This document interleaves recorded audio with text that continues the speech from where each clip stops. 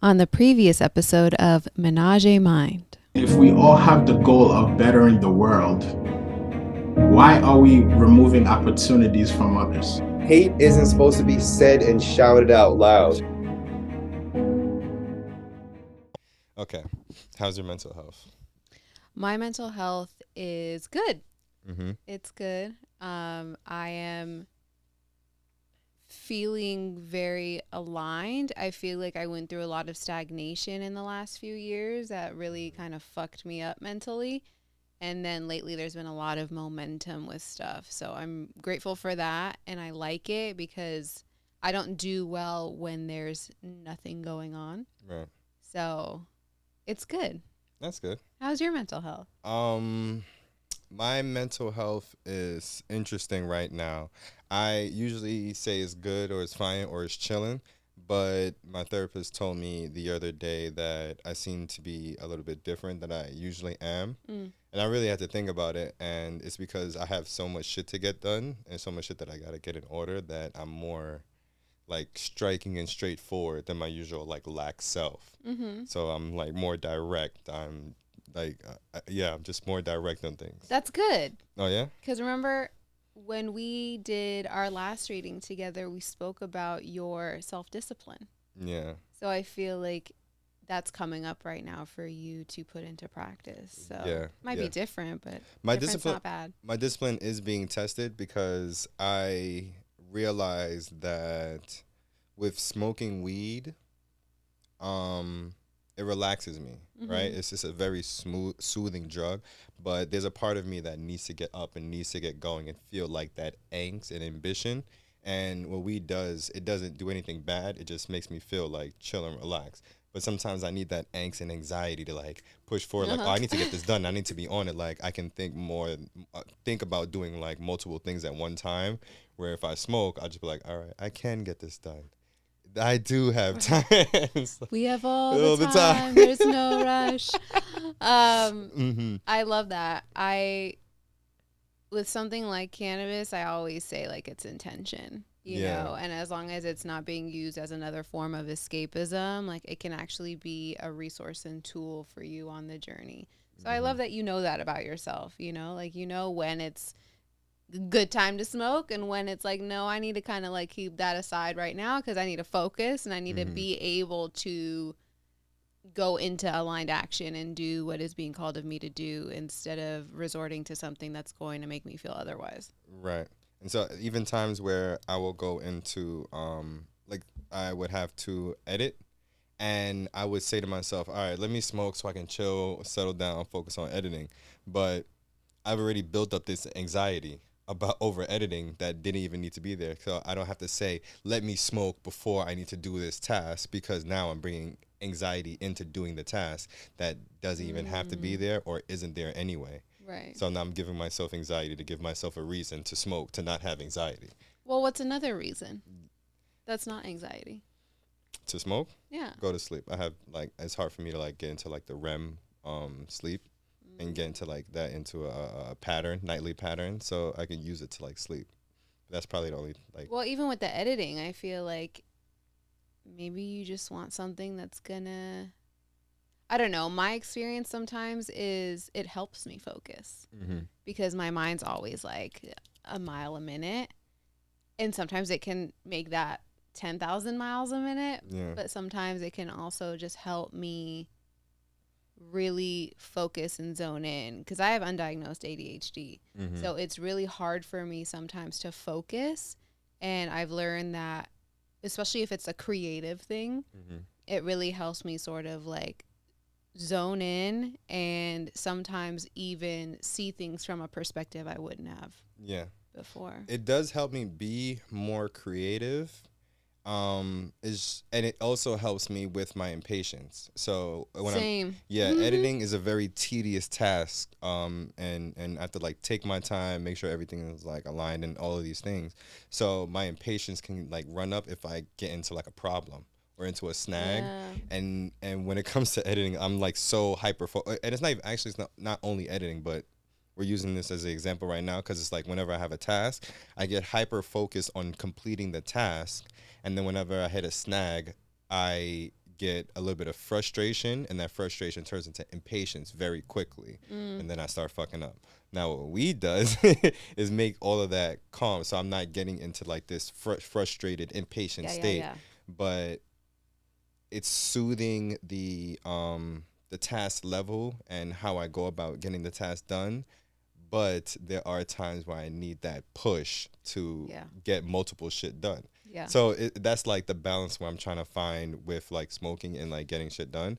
But now I feel like I've smoked enough to where like I'm chilling, I'm cool. I don't need to stay in that state or that process of, hey, I have anxiety, I need to smoke so I don't get impatient, I can complete this task, and then I'm smoking now and I'm doing it. It's like the anxiety is not there, so everything else that I'm worried about and the reason why I'm doing this and the intention behind it isn't also there. So now it's kind of like I'm empty smoking. Right. The intention. Yeah. I mean, that might have to be another episode because we could talk about that. I have a very fun story with that medicine specifically. But it's not that it's like a bad thing. It's just I don't need the soothing right now. I need to get up on my ass and I need to like be pushed. And it doesn't have to be good or bad. It's just like you recognize what you utilize it for, and you are conscious enough to know like I don't need it right now. Right. And that's it. It's really just that simple. So now back to the discipline. The discipline of not feeling the need to smoke all the time and realizing the difference between using it for what my body needs it for, which is sleep, using it recreationally, which is weed is something you can't just do on the whim like every day, or using it and it being a distraction and knowing the difference between the three. Yeah. That's a journey sometimes on its own. Yeah, and that's where I'm at right now. So just having the discipline to knowing the difference between them and when to use it and when to use it correctly and not have it be a distraction to or a hindrance to my ambition. Right. So that's where my mental health is at right now. Good. I mean, I feel like that's a good place to be. Yeah. I feel like acknowledging and knowing where I'm at is always a good place, like, to start. Yes. All right, let's get into it.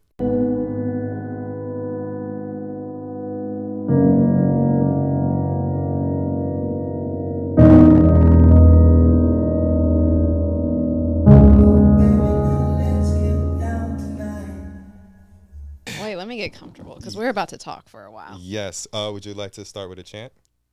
Oh, sure. To set an intention to the episode. What chant do I want to do? I mean, I don't know it off the top of my head because I do it with the sound. Okay. But I can play it if you want. Sure. But it's a Kali chant. Mm-hmm. I've been connecting with Kali very much the last couple months. So it is. Wait, what is Kali or Kali is a Hindu. I know what it is, obviously, of course. Right, of course you do. This is for everybody else. Kali is a Hindu goddess of death and destruction.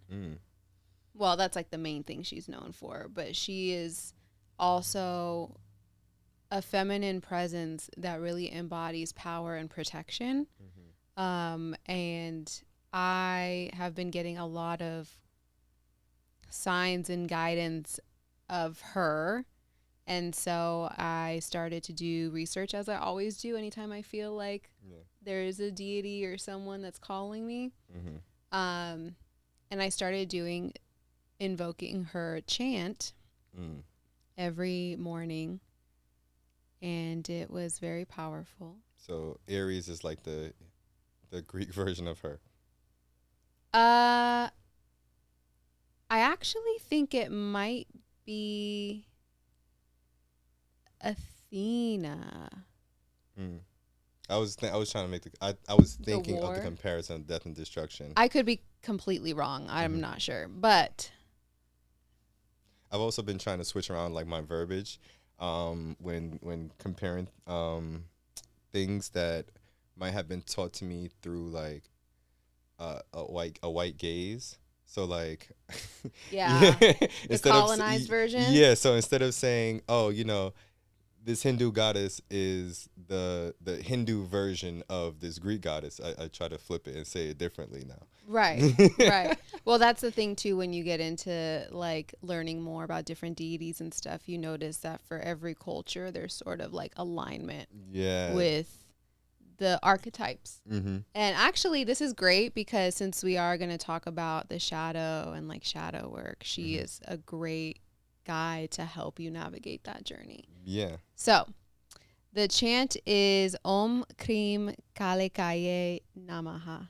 Om Krim Kalikaye Namaha. We're going to sing it because it's easier to go. But this is, we don't have to do this whole thing because this is 108 times.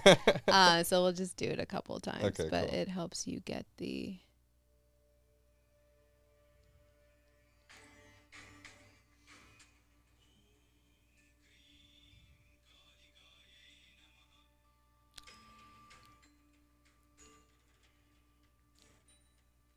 Om Krim Kalikaye Namaha.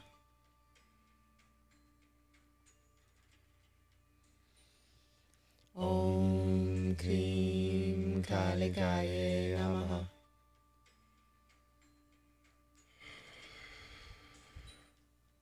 Om Krim Kalikaye Namaha. So you get an idea. Yeah. So with that, my question to you now is, under the guise of like protection, say that's the intention, what would you say, if anything, you would like to call protection for? Oh, myself and those that are close to me. That's who I would call protection for. Also protection in my curiosity.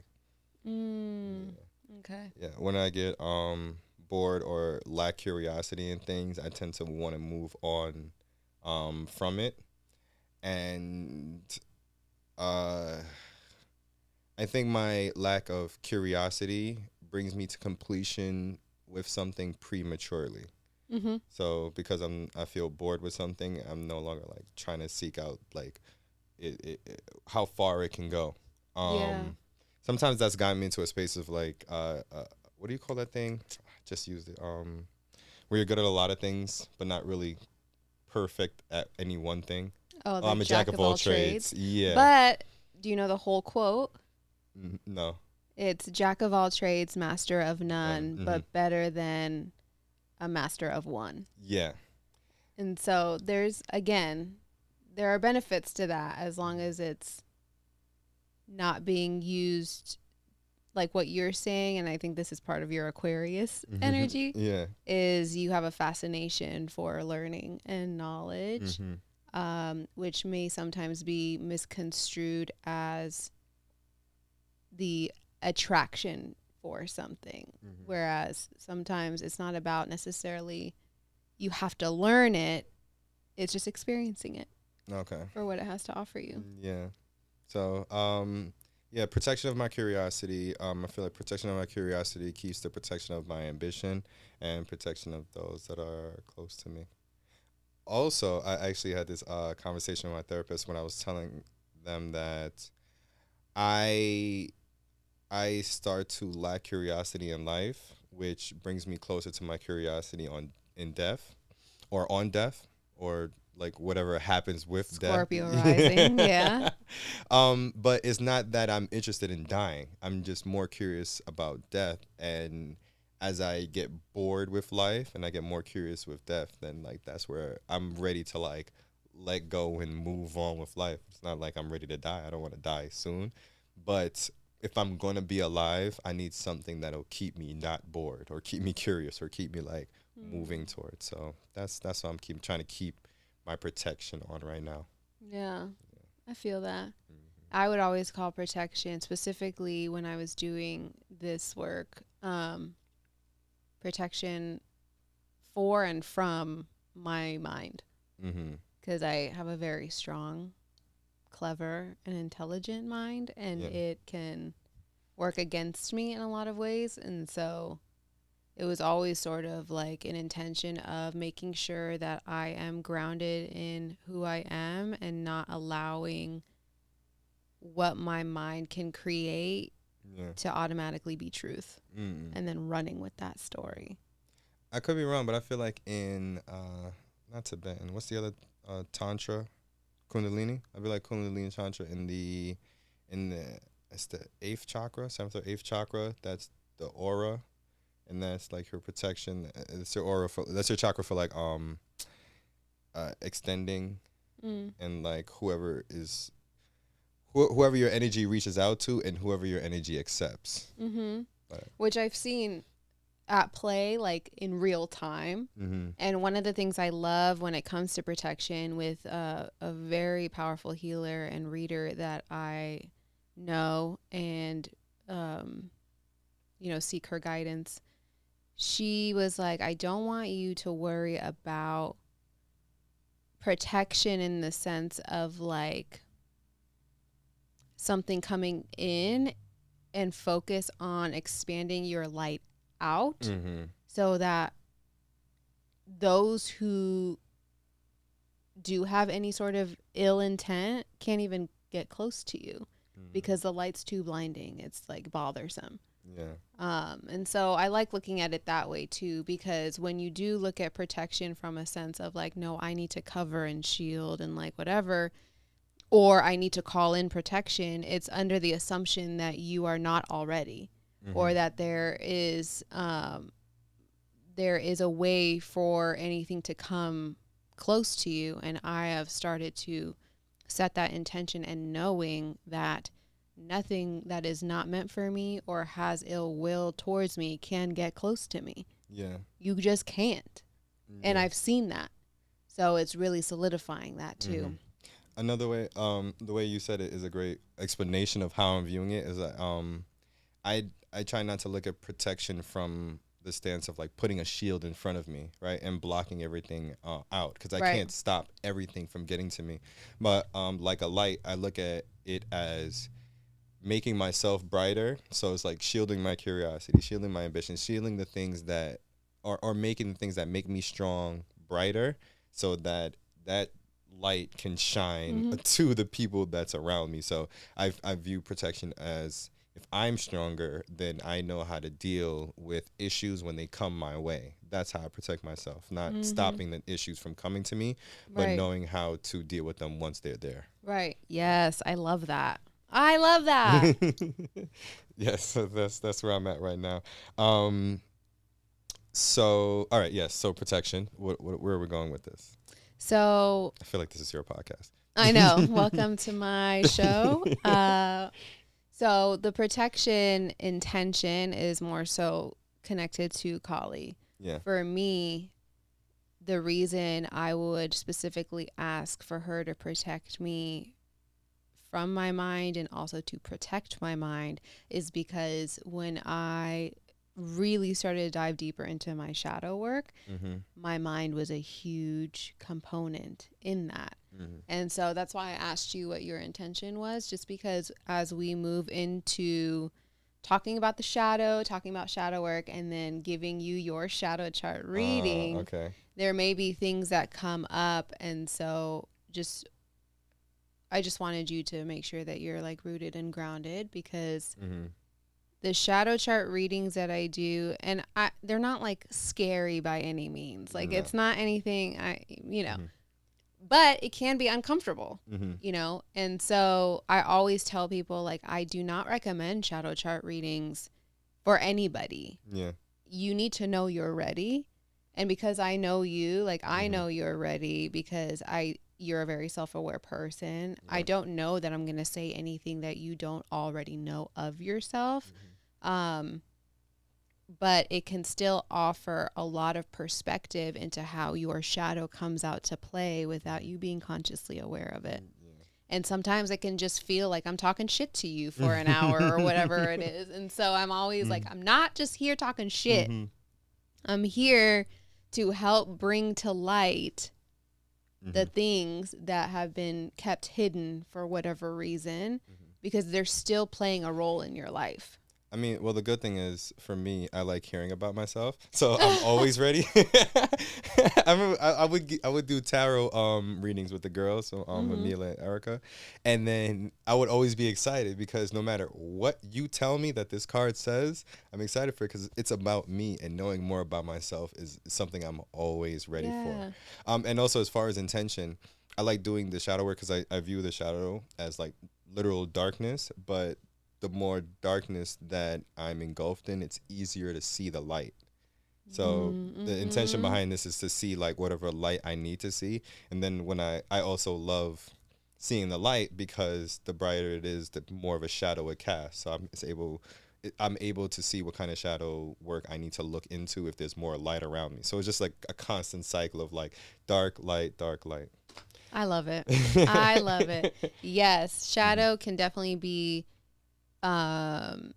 associated with darkness, and then even with that, I just like to remind people that darkness doesn't equate to bad. No. That is a very convenient sort of pairing that society created to fulfill a narrative. And so darkness is just mysterious. Darkness is not being able to have access and see what is there, but that doesn't mean there's nothing there. And finding the strength and the courage to navigate through the darkness because there might be some treasures hidden there too. And so that's a lot of our feminine energy. The feminine is the darkness in a way. And sometimes we fail to recognize that. You know, you hear a lot of people talking about the dark feminine, which yes, but also like feminine energy is dark energy because feminine energy is represented by the moon. Feminine energy is represented by our emotional current. That's like the underbelly of why we show up the way we do or what's playing in the background, our unconscious mind. And so that is the darkness in that it's not quickly visible to you. It's not the conscious material that you can just be like, oh, that's what it is.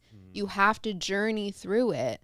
And so that's what fascinates me about shadow work and the shadow, because it's that journey of like releasing this love and light 24/7 idea and recognizing if I am really love and light, that means there's also depth and darkness. And if I have not like navigated through my own depth and darkness, then I don't really even know my light in that way. Yeah. So again, it's that duality, you know, one could not really exist without the other. And so this is great, but also this is here. And if your goal is wholeness, which isn't necessarily everyone's goal, it's definitely mine. And so for me, if my goal is wholeness, then I had to recognize that I could not live here without journeying here to see how they come together and who I am when that happens. I feel like we just explained the yin and yang symbol. I mean, it's very, it's true. And, you know, the phrases of like masculine, feminine are very limiting in that way. But it's one way to kind of put it, you know, it's energy. We all have both. And so the way we perceive masculine energy is the way we show up in the world. That's our action. That's our presence in the physical material realm. Feminine energy is the higher realms, you know, the spiritual realm, our connection to our divinity, and how they both play a role in creating the wholeness of who we are here, because we are the bridge between the two. And so shadow work is that process of exploring and integrating your shadow, which is the hidden parts of yourselves. It's essentially making the unconscious conscious. And that is a term that was first made famous by Swiss psychoanalyst Carl Jung, who like did a lot of work with the shadow. And although he kind of coined the term, the shadow's been around forever. Like it's just a part of our existence. But it is formed through the process of repression, which is a natural defense mechanism that we all do to cope with really heavy emotions, really heavy experiences that we don't either have the ability to deal with or don't want to deal with. And so we repress it. Yeah. But the more you do that and the longer you allow it to stay repressed in your unconscious mind, then it can create and form parts of your shadow, which are the parts of yourself that you have deemed or that other people have deemed or that society has deemed as unworthy, painful, unacceptable. And still, this is what we were talking about earlier, it doesn't go away. Just because you don't acknowledge it doesn't mean it goes away. So now it's coming out unconsciously through your emotions, through your patterns, through your behaviors, through your traits. You're literally saying everything that I'm thinking about, right? Because what's going through my mind right now is how people go through traumatic experiences and they don't mentally get past that age. Like you'll see people repress back to, like when they say like they're triggered, they repress back to the age that they were triggered by this thing at. Absolutely. Yeah. Because there is a block that happens there. Right. And that's very significant because your subconscious mind, so there are like 3 levels of the mind: your conscious mind, your subconscious mind, your unconscious mind. Some people group the subconscious and unconscious together. But a way to look at it is, I consciously know I'm talking right now to you. Right. You know, a subconscious act would be like breathing. I know I'm breathing, but I'm not consciously thinking of each breath that I'm taking. The second nature type of thing. Right. It's just something that's on autopilot. And so it's what's in your subconscious mind are things that are on autopilot that alleviate your conscious mind from having to do the work of making sure it's functioning. Yeah. And then the unconscious mind is like the deepest part where you may not even recognize that it's happening. It's hidden not just from your mind, but like yourself. Like you really don't even acknowledge it at all. And with some traumatic memories, your brain works to keep things in the unconscious because you are not ready to process it. Right. And so sometimes that's why you'll get flashbacks out of nowhere, or you'll get triggered and something will come back. But your subconscious mind is formed around 7 or 8 years old. And so what that means is you are like a sponge that is absorbing a Rolodex of life experience and also just like what we call the basement of your mind. You're accruing all of these different things to help you identify how to move in the world, what the world is, you know, all of that stuff. So it's like this is when you start accumulating memories. Right. The memories are attached to certain feelings.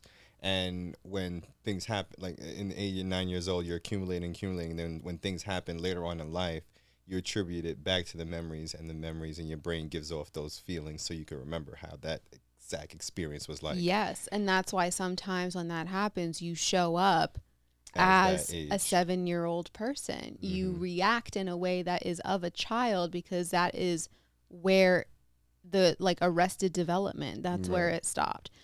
So I actually accidentally did shadow work before with trying to heal my inner child. So my therapist asked me to just do some inner child work, and then I was sitting down thinking about it and how envisioning it in my mind, just like looking at myself. And when I told him what happened was, I started to forget. I think I told you before, where I would forget memories from like before I was 16 years old from my childhood because it was traumatic. And then when I went back to look and like try to think about who I was or where I was at that time, all I saw was like this black fuzzy ball. And then as I entered, it was a white room with just nothing but light around it and a black fuzzy ball. And as I entered that black fuzzy ball, like me at like 9 years old was just like sitting there by myself. And then my therapist asked me what did I need in that time or what did I do. And I was like, I didn't say or do anything. I just like sat with myself, because then it reminded me that all I needed at that time was someone to just be there with me. I didn't really need anything at that age. And that's when like my inner child and healing my inner child like started to happen. Yeah. A year ago. Yeah. Well, first of all, it wasn't an accident. It was intentional, even if it wasn't conscious, you know, and I had an experience that spanned over a couple of years that came to a point recently where I had a very vivid dream of me as a mermaid.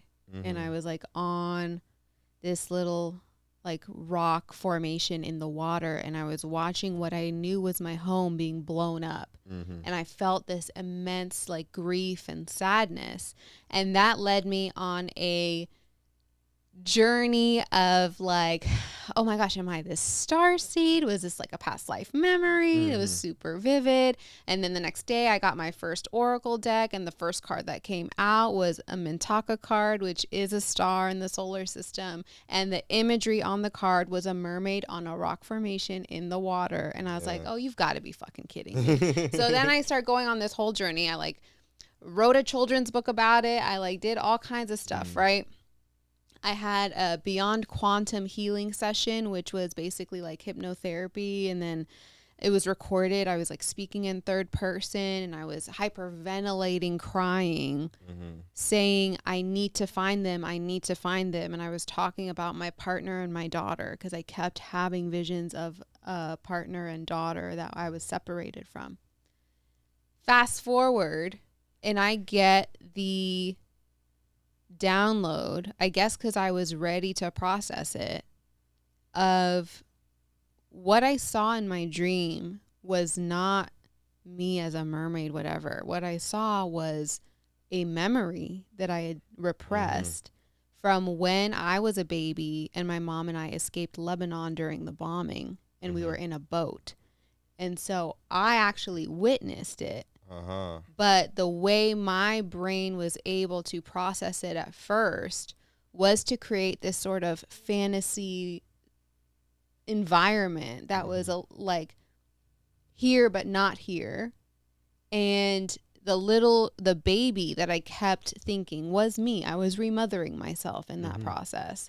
And I was also processing the pain that my mother felt in that moment. I was processing the pain my father felt, because my father was separated from us because he was fighting the war, and we had to escape without him. So it was like this whole mind fuck of like, holy shit, my brain created this very elaborate story to help me process a memory from when I was under a year old that was still very much affecting my well-being. Because of the anxiety, because of the body trauma, because of when you're a baby, especially, you're absorbing everyone else's shit. So you're like feeling everyone's stuff, including my mother, who I'm sure was fucking freaking the fuck out. They couldn't imagine. Because they were bombing our boat. So it was like a whole thing. So yes, to say there is a lot that we are carrying without being consciously aware of it. And that's just from our lifetime. Epigenetics is a thing. Yeah. We are not only carrying our own shit. I believe in reincarnation. So I believe that we have past lives, although they're all happening at the same time, that we are also feeling and carrying. And then on top of that, we have our ancestry that is being passed down through our DNA of what they were experiencing and going through. And I recently, one of my TikToks, the one that has like gone the most viral, was me sharing a quote I read that was, our generational healing, or the generational curse that we are breaking, is avoidance. And when I thought about that, I was like, that makes so much fucking sense, because we are all being put in a place, our generation especially, being put in a place where we are questioning everything, where we are very deep feelers, and we are highly sensitive, And we are no longer okay with turning a blind eye to what is being done, whether it's on a macro or micro scale. Yeah. And because of that, we are feeling things so deeply, and we are processing it, not just for ourselves, but for everybody who came before us and for everyone who might come after us. Mm-hmm. And so it is an honor and fucking exhausting. It is. Yeah, it's crazy because we're really in this world right now where there is shame around like suppression. Like you're not speaking up. Remember, honestly, before it was you don't speak about these things outside of the house. You keep your business to yourself. Now it's, what do you mean you're not communicating? What's wrong with you? Yeah. So that is something I call the pendulum swing. Mm-hmm. And I'm telling all y'all right now, like, if you ever hear anyone talk about the pendulum swing, they fucking took that shit from me, claiming it. I've been talking about it for years. Mm-hmm. I feel that is a natural occurrence of what happens when you are really doing radical change and shifts. We see the extreme of one end of the spectrum, and the immediate motion, because of all of the energy that's built up here, is to swing to the complete opposite side. Yeah. And so we see it in that example. We see it in many other examples. And what ends up happening is you spend time now here and you realize this isn't healthy either. Yeah. You thought it was because it's the opposite of this, but the energy is still imbalanced. And so the work is then you just keep swinging back and forth until you slow down and find that sweet spot in the middle. Yeah. That's like basically the blueprint for how society grows. Yeah. Yeah. We find something and we're like, all right, we'll chill with this, and we go too far into it, and it's like, all right, we need to pull back. Hold up, pull back too far, and we just keep going back and forth till we find like the middle ground. Yeah. And that's where we stick to until we get to another point where we're swinging with something else. Absolutely. And I think shadow work is that experience on an individual scale. Right. And so, for example, we talked about repression and how that is how the shadow is formed. And a lot of the shadow is formed in childhood. And so you really have to think about your experiences, what you were taught, what you were being modeled, all of these different things.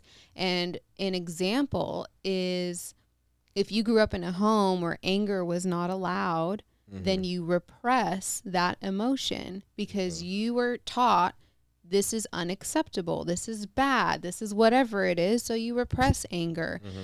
But anger is a natural experience. Yeah. And so what ends up happening is you grow up to be a teen or a young adult or a fully grown adult who now has passive aggressive behavior when you're feeling anger, or complete explosive outbursts. That was me too. That's also me. Yeah, that's same, because especially as a woman, like, I was taught that that's just not acceptable. Like, you don't get angry like that. You don't take up space like that. So you keep swallowing it. And what ended up happening is, in the relationships I would get in, all of a sudden now I'm being passive aggressive as fuck, or I let it build up to the point that once I hit my limit, you're not just dealing with your shit, you're dealing with everyone else's shit that I had to just stomach until this moment, which isn't fair to anybody. Yeah. My impatience can sometimes rule over what emotion I'm feeling at that time, and it'll make expressing it come out more negatively than it needs to be. So if I'm already feeling some type of irritation or anger, and then my impatience kicks in, so it's like, I'm angry, you're not listening to me. Now I'm angry and impatient because I'm trying to explain to you, not listening to me. Now I can feel like I'm about to be explosive. So I don't know if you ever seen the Godzilla movies. Like, so right before Godzilla about to like shoot off that beam, there's like this noise, like this boom, boom, boom, boom, boom, boom, boom, and I could hear that inside of me building up before it's like this anger, like explosion of, now I'm just like letting shit off. Yeah, now I'm just letting off. I'm just going. Same. And then after it's done, it's like I could feel the steam just like yeah. It's like But you know what that is, and it's gonna come up in your chart reading, because it did come up in your chart reading. Okay.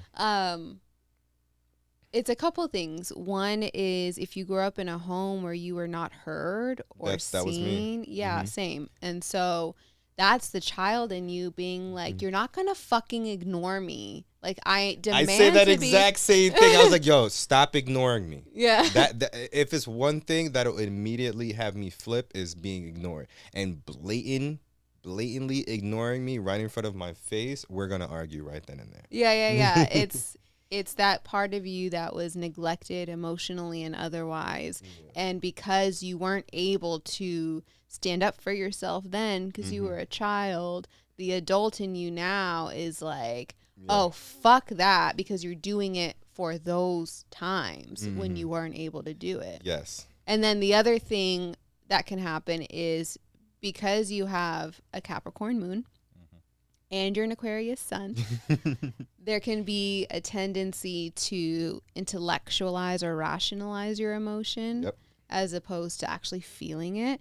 And so sometimes that can lead to suppressing feelings for a really long time until you hit a point and it all comes out. Right. And now I'm more emotionally intelligent, so that making logic of my emotions now with that Capricorn moon, it's actually more helpful than it was before, where before it was, I can't express it, so I'll just suppress it and then like try to figure it out myself within myself. But it's more, it's figured out, but it's suppressed and figured out. I still don't have an outlet to express what I figured out anywhere. Right. So yeah, and that's why going and doing the inner child work, all I need to do was sit with myself. Because I didn't need anybody to necessarily do something for me. I just need somebody to just listen. Yeah. I feel you. Yeah. That's why shadow work it's really mind-blowing. And again, it can be really uncomfortable. It's incredibly humbling. It's definitely not something that I would say I actively sought out. It was just like you said, it's just part of the journey. And then it's becoming conscious of it. And for me, it started when I started my dating blog, which was The Problem with Dating. I did that for 10 years. And the intention for that was never to just like talk about dating. I really wanted to have these types of conversations. And I wanted to use dating as sort of like the Trojan horse to have these conversations, because everyone wants to talk about dating, but not enough people were talking about how they're showing up to that. And for me, dating was the most impactful way of better understanding myself, because I was meeting versions of myself I'd never met before in relation to these people. And so I was doing this blog, and then at some point, the question became, what if the problem is me? And I'm like, I need to figure this out, because the common denominator here is me. And that's not to bypass other people's, poor decisions or behavior, but it is to take responsibility for the fact that like it wasn't just on them. I played a role in this too. And for me, again, with everything I do, I'm the biggest case study in all of my work. And so I went through this journey. I still go through this journey. And it has brought forth, again, so many things that I might have loved to stay ignorant about when it came to myself. But there's no growth there. So it really helped me. And the chart readings, when I started doing chart readings, I'd look at my own chart. I'm like, oh, bitch, look at this. It's right here. This is why you act this way. Yeah. And so, again, I always say, especially when it comes to birth chart readings and things like that, this isn't to be like, oh, this is who you are. Right. My focus and my hope is that you see it's not by chance, so you can release some of the shame and the guilt that can sometimes come with the way you show up. It's not a hall pass by any means, but it's like, okay, you were showing up this way. It's in your chart. So there is a purpose for this behavior. You are meant to learn and grow through this, not just do it. So now that you are aware of it, there comes the responsibility of what are you going to do with this new information? What are you going to do with this knowledge? Yeah. It's crazy. I tell Mila that like not pretty often. I was about to exaggerate. I've told Mila that before, that it's just information. And now it's not about, the stars or the cards telling you what to do or how to do it. It's just giving you information, and now you assess how you're going to go about using this information. Then after you use the information and go down this path or whatever, you're going to pull another card.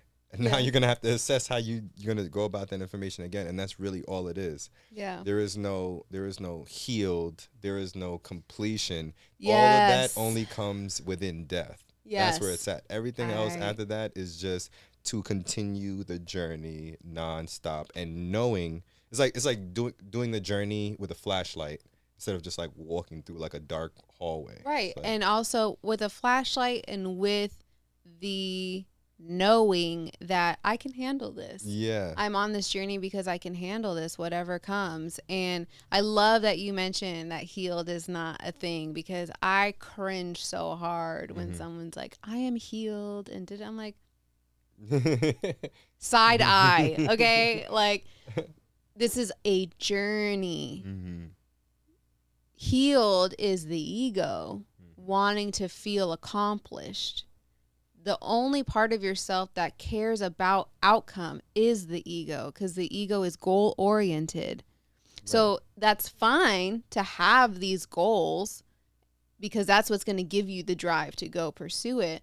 But it's recognizing that even when you get there, there is more. Yeah. And that's the whole point. Yeah. Is that you are on the journey, and at the end of that journey is death. And we're not very comfortable with that. Yeah. And that's a whole other conversation. But that's why when you are so focused on that end point, you're missing the point. Yeah. Because it's about who you become on this journey, and the experiences you have, and the memories you make, and the impact you leave while you are trying to get there. But if your focus is always there, you're missing out on everything that's happening. Yeah. So, yes, shadow work is a very important and also can be a very fulfilling part of the journey, because again, the shadow is always going to come out to play, and it can take a toll on your relationships and on your personal fulfillment if you are not being conscious of it. And so when you do the work, you are then able to catch yourself in those repetitive patterns, in those emotional reactions, in those projections, so that you can show up differently and be able to actually enjoy yourself and your life and better align to who you truly are. Yeah. So the shadow chart reading is something that I started doing more for myself when we had another episode on astrology. So, we could talk about that for days. I love astrology. I think it's such a beautiful tool that combines so many different studies. It's an ancient practice. And so I credit it for what it has to offer. Oh yeah, for lack of a better term, astrology is the shit. Like when when you understand more than just, oh, I'm an Aquarius, and then when you understand more than your rising and your moon, astrology, it's fulfilling for me, because I'm the one that looks outwardly. Like I'm looking to the universe. Like I'm trying to find answers that way, and knowing that we were all conceived and made in constant movement, and knowing where I am within this race. Like the sun is moving in the Milky Way. The universe is moving in the Milky Way, and the planet, the Earth, is moving around the sun, and then we're constant moving as the Earth is like rotating in a circle. So where I land within all of this movement was so helpful to me in understanding, like, okay, this is my speed. There's a race, and there's millions of people running it, millions of planets running it. This is where I am within this race, and that's very helpful for me. And also recognizing how you can use that momentum to your benefit. Boom. And because once I know it, now I know how to use it. Yes. Okay, so we're going to do a shadow chart reading for you. Right. I am going to put my glasses on because I have my notes on my phone. And I'm probably going to shift and get comfortable because we're going to be talking. So if you're listening, grab a snack, a beverage, whatever, because we're about to get into it. Oh, this is your camera right here. If you want to speak to the people and let them know. Oh. This is your camera right here for it. Get ready. With my little blue light glasses. Okay, I don't know why, but I really like to sit with my leg up. Do your thing. So I'm gonna get. Oh yeah, I'm There gonna it is? get comfortable. Yeah, this is a new couch also. You like it?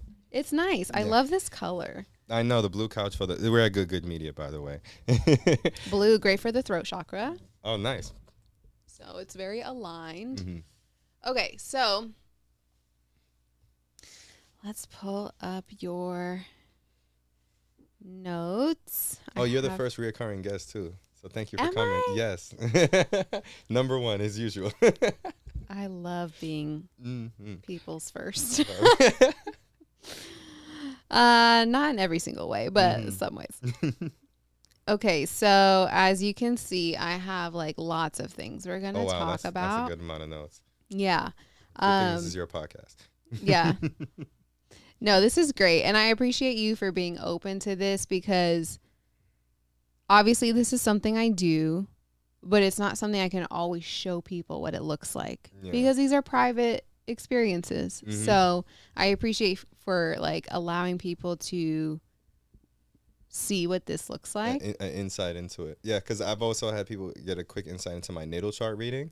And I've come to utilize all ways of like spirituality, right? So the astrology, the natal chart reading, the tarot card readings, and why I wanted to do shadow work and have this conversation is because within all of these readings, I feel like all of these things show you, right, what you may or may not know, and the shadow work is supposed to show you what you may not be like looking at. Yeah. So this is like what the angelic numbers and all these things like say like, hey, you know, we can bring these things in front of you. The shadow work is like, okay, well, let's look behind and see what's already there. Yeah. All right. And it's more resources and tools, you know, like a lot of people like talk therapy. A lot of people prefer, you know, alternative medicine and treatment.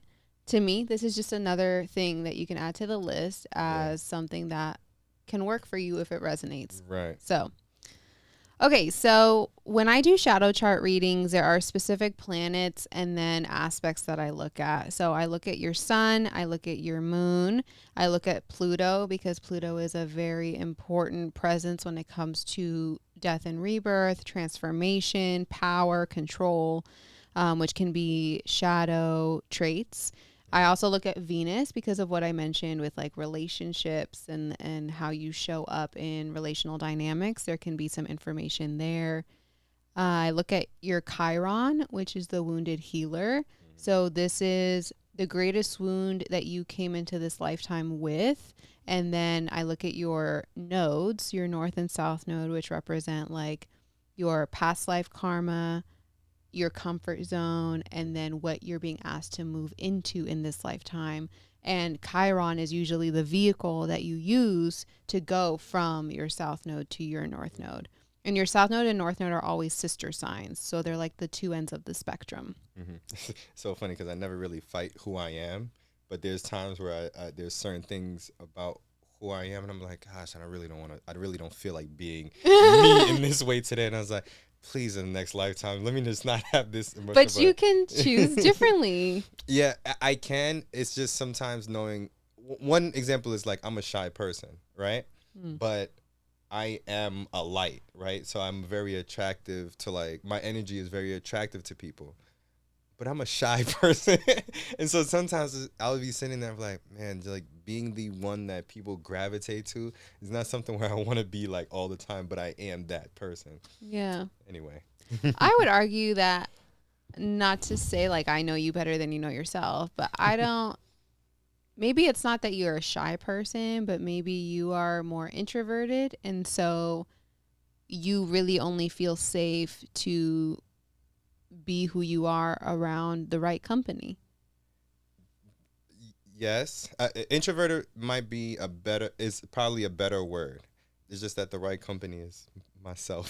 So being by I get myself it. I is the get right it. company. People are always like, what are you doing? I was like, I'm looking up asteroids on a Saturday night. Like, and I'm having the time of my life. Like, I don't need to be out. Mm-hmm. I enjoy it. You know, I do love going out and mingling and being around people, but like, I have to recoup, you know, and my alone time is very sacred to me. Sometimes I look up, I know I keep getting off topic because you mentioned asteroids. I was like, sometimes I look up which stars light years away could be destroyed, because technically there are like planets and stars that are destroyed already, but we can still see them because they're so far away that we haven't processed that they're destroyed. But we could go there. So far we have like 2 to 3 future episodes. Yeah. Okay. We have to do one about death too. Yeah. Okay, write them all down. So again, with all of these placements, I'm solely focusing on the shadow traits that can come up. They all also have empowered traits that go with them. I'm just not focusing on that because that's not why we're here. So again, I'm not here just talking shit. I'm just focusing on shadow. As always with my readings, as you know, like, feel free to accept what resonates and throw the rest away. If it doesn't hit, like, don't make it fit. So with an Aquarius sun, the shadow side of an Aquarius sun can include sometimes a tendency towards rebelliousness and stubbornness. Yes. It can also be a placement that can struggle with emotional detachment and a resistance to opening up and forming deep emotional connections. And so the work with Aquarius sun is to really get away. And you might also hear me repeat certain words or themes. And for you, clock that, because those can usually point to bigger sort of roots that are being called to tend to. So in this case, with an Aquarius sun, the work is always to remember that, like, emotions are not bad. You know, they're safe once you know how to allow yourself to navigate them, and that forming close bonds can actually be really beneficial for you, although they might be a little scary because of the emotional pull that they can create. Yeah. With your Capricorn moon, the moon is not very comfortable in Capricorn, because natural Capricorn traits don't necessarily align and flow harmoniously with what the moon represents, which is your emotions and your unconscious. And so the shadow side of a Capricorn moon can also point to being overly focused on achievement and status, which is a very Capricornian thing, and then struggling with emotional suppression or a fear of vulnerability, because Capricorn's deepest fear is emotional vulnerability. And so for the moon, which is like the home of emotional vulnerability, that can be a theme that comes up of either suppressing the feelings like we were talking about, and then it all comes out at once, or rationalizing it away. So using logic to navigate through your feelings, or feeling like your feelings have to make sense in order for them to be valid, when really it's just like you feel what you feel. I am not battling that right now. I'm literally doing both right now, where I'm expressing how I feel, and then I'm also at times stopping myself and thinking, all right, I need to rationalize this before I explain it to people or to whoever I need to explain it to. Most times these days it's just Mila. That's the only one that's really getting me emotional. Yeah, well, that makes sense. Yeah. Do you feel like you have to rationalize it before you express it in order to, like, what do you feel like is the drive for that? If I don't, then I'm going to get into a space where I'm not understood, and my frustration and impatience is going to kick in. And that's when you said you get set off. And then that's when I get into the point of like not expressing those emotions anymore. It's like, all right, well, now I'm cut off. Right. Like, you're not getting it no more. I'm already mad. I'm already upset. I've already expressed it and like went off because I'm angry. I'm impatient now, and now I don't want to. So it's your fear of shutting down, withdrawing. Yeah, that's another problem. And then also feeling like, what I'm hearing is a belief that if what I'm feeling doesn't make sense to you, then it won't be honored. Yeah. Yeah. So I get to the point now where we'll probably, if I were to use me and Mila as an example, we'll probably have 2 or 3 arguments before we finally get to the solution. But every argument isn't as intense as the last one. It's easing down every time, and then we get to talk and get to the solution and get to the understanding. So essentially and eventually, I get to the point of feeling once again like I can be vulnerable and I get comfortable with being the vulnerable. But initially it's, oh, you ain't getting it. I can't fuck with you and I can't explain this to you. It's like, I've explained this already to you. I'm trying to get you to understand it. And then by like the 5th argument is, this is what I was saying before, and we're connecting all the dots and like piecing, like it's like we had a connected puzzle and then we threw it on the floor and now we're connecting it back each other little by little. But in the beginning was, you threw the puzzle on the floor. No, you threw the puzzle on the floor. Yeah. And then we get back to piecing it together. That's very common in relationships, I think, especially, and this is why the shadow work can really help, because now you're identifying your driver for why it's so important for you to be understood. Yeah. And sometimes, especially when it is emotional stuff, like, I don't need you to understand why I'm feeling the way I'm feeling. I just need to know that this is a safe place to feel this, and that you give a shit about the fact that I'm feeling this way. Like, acknowledge and validate what I'm feeling. It's okay if you don't understand it. Sometimes I don't understand it, you know, or maybe it's something you can't possibly understand. And I think sometimes we need to take the weight off of being understood and just replace that with being supported. Yeah. And it's something where it's like, okay, I may disagree with the way you feel about this or how you perceived this to happen or how it unfolded for you.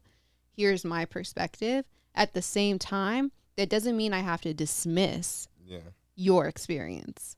And so again, I think with couples specifically, the important thing is to remember that you're on the same team and that it's not you against each other. It's you against the problem. Yeah.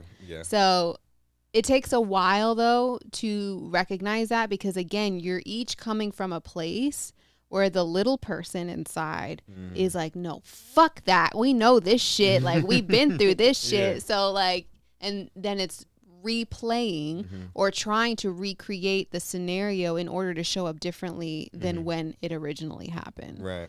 And it's funny because, so the little person inside actually doesn't tell me fuck that. It's the adult in me that's like, fuck that, because I'm tired of going through this shit. And this little person inside going, you know, you really want to hug. Like, just hold me. Right. But my moon being in Capricorn, I feel like I am way more emotionally intelligent because of it. So when I finally took the time to really look into my emotions and make them logical or make them make sense so they can be understood, I found myself to be more emotionally expressive and being better at being emotionally expressive.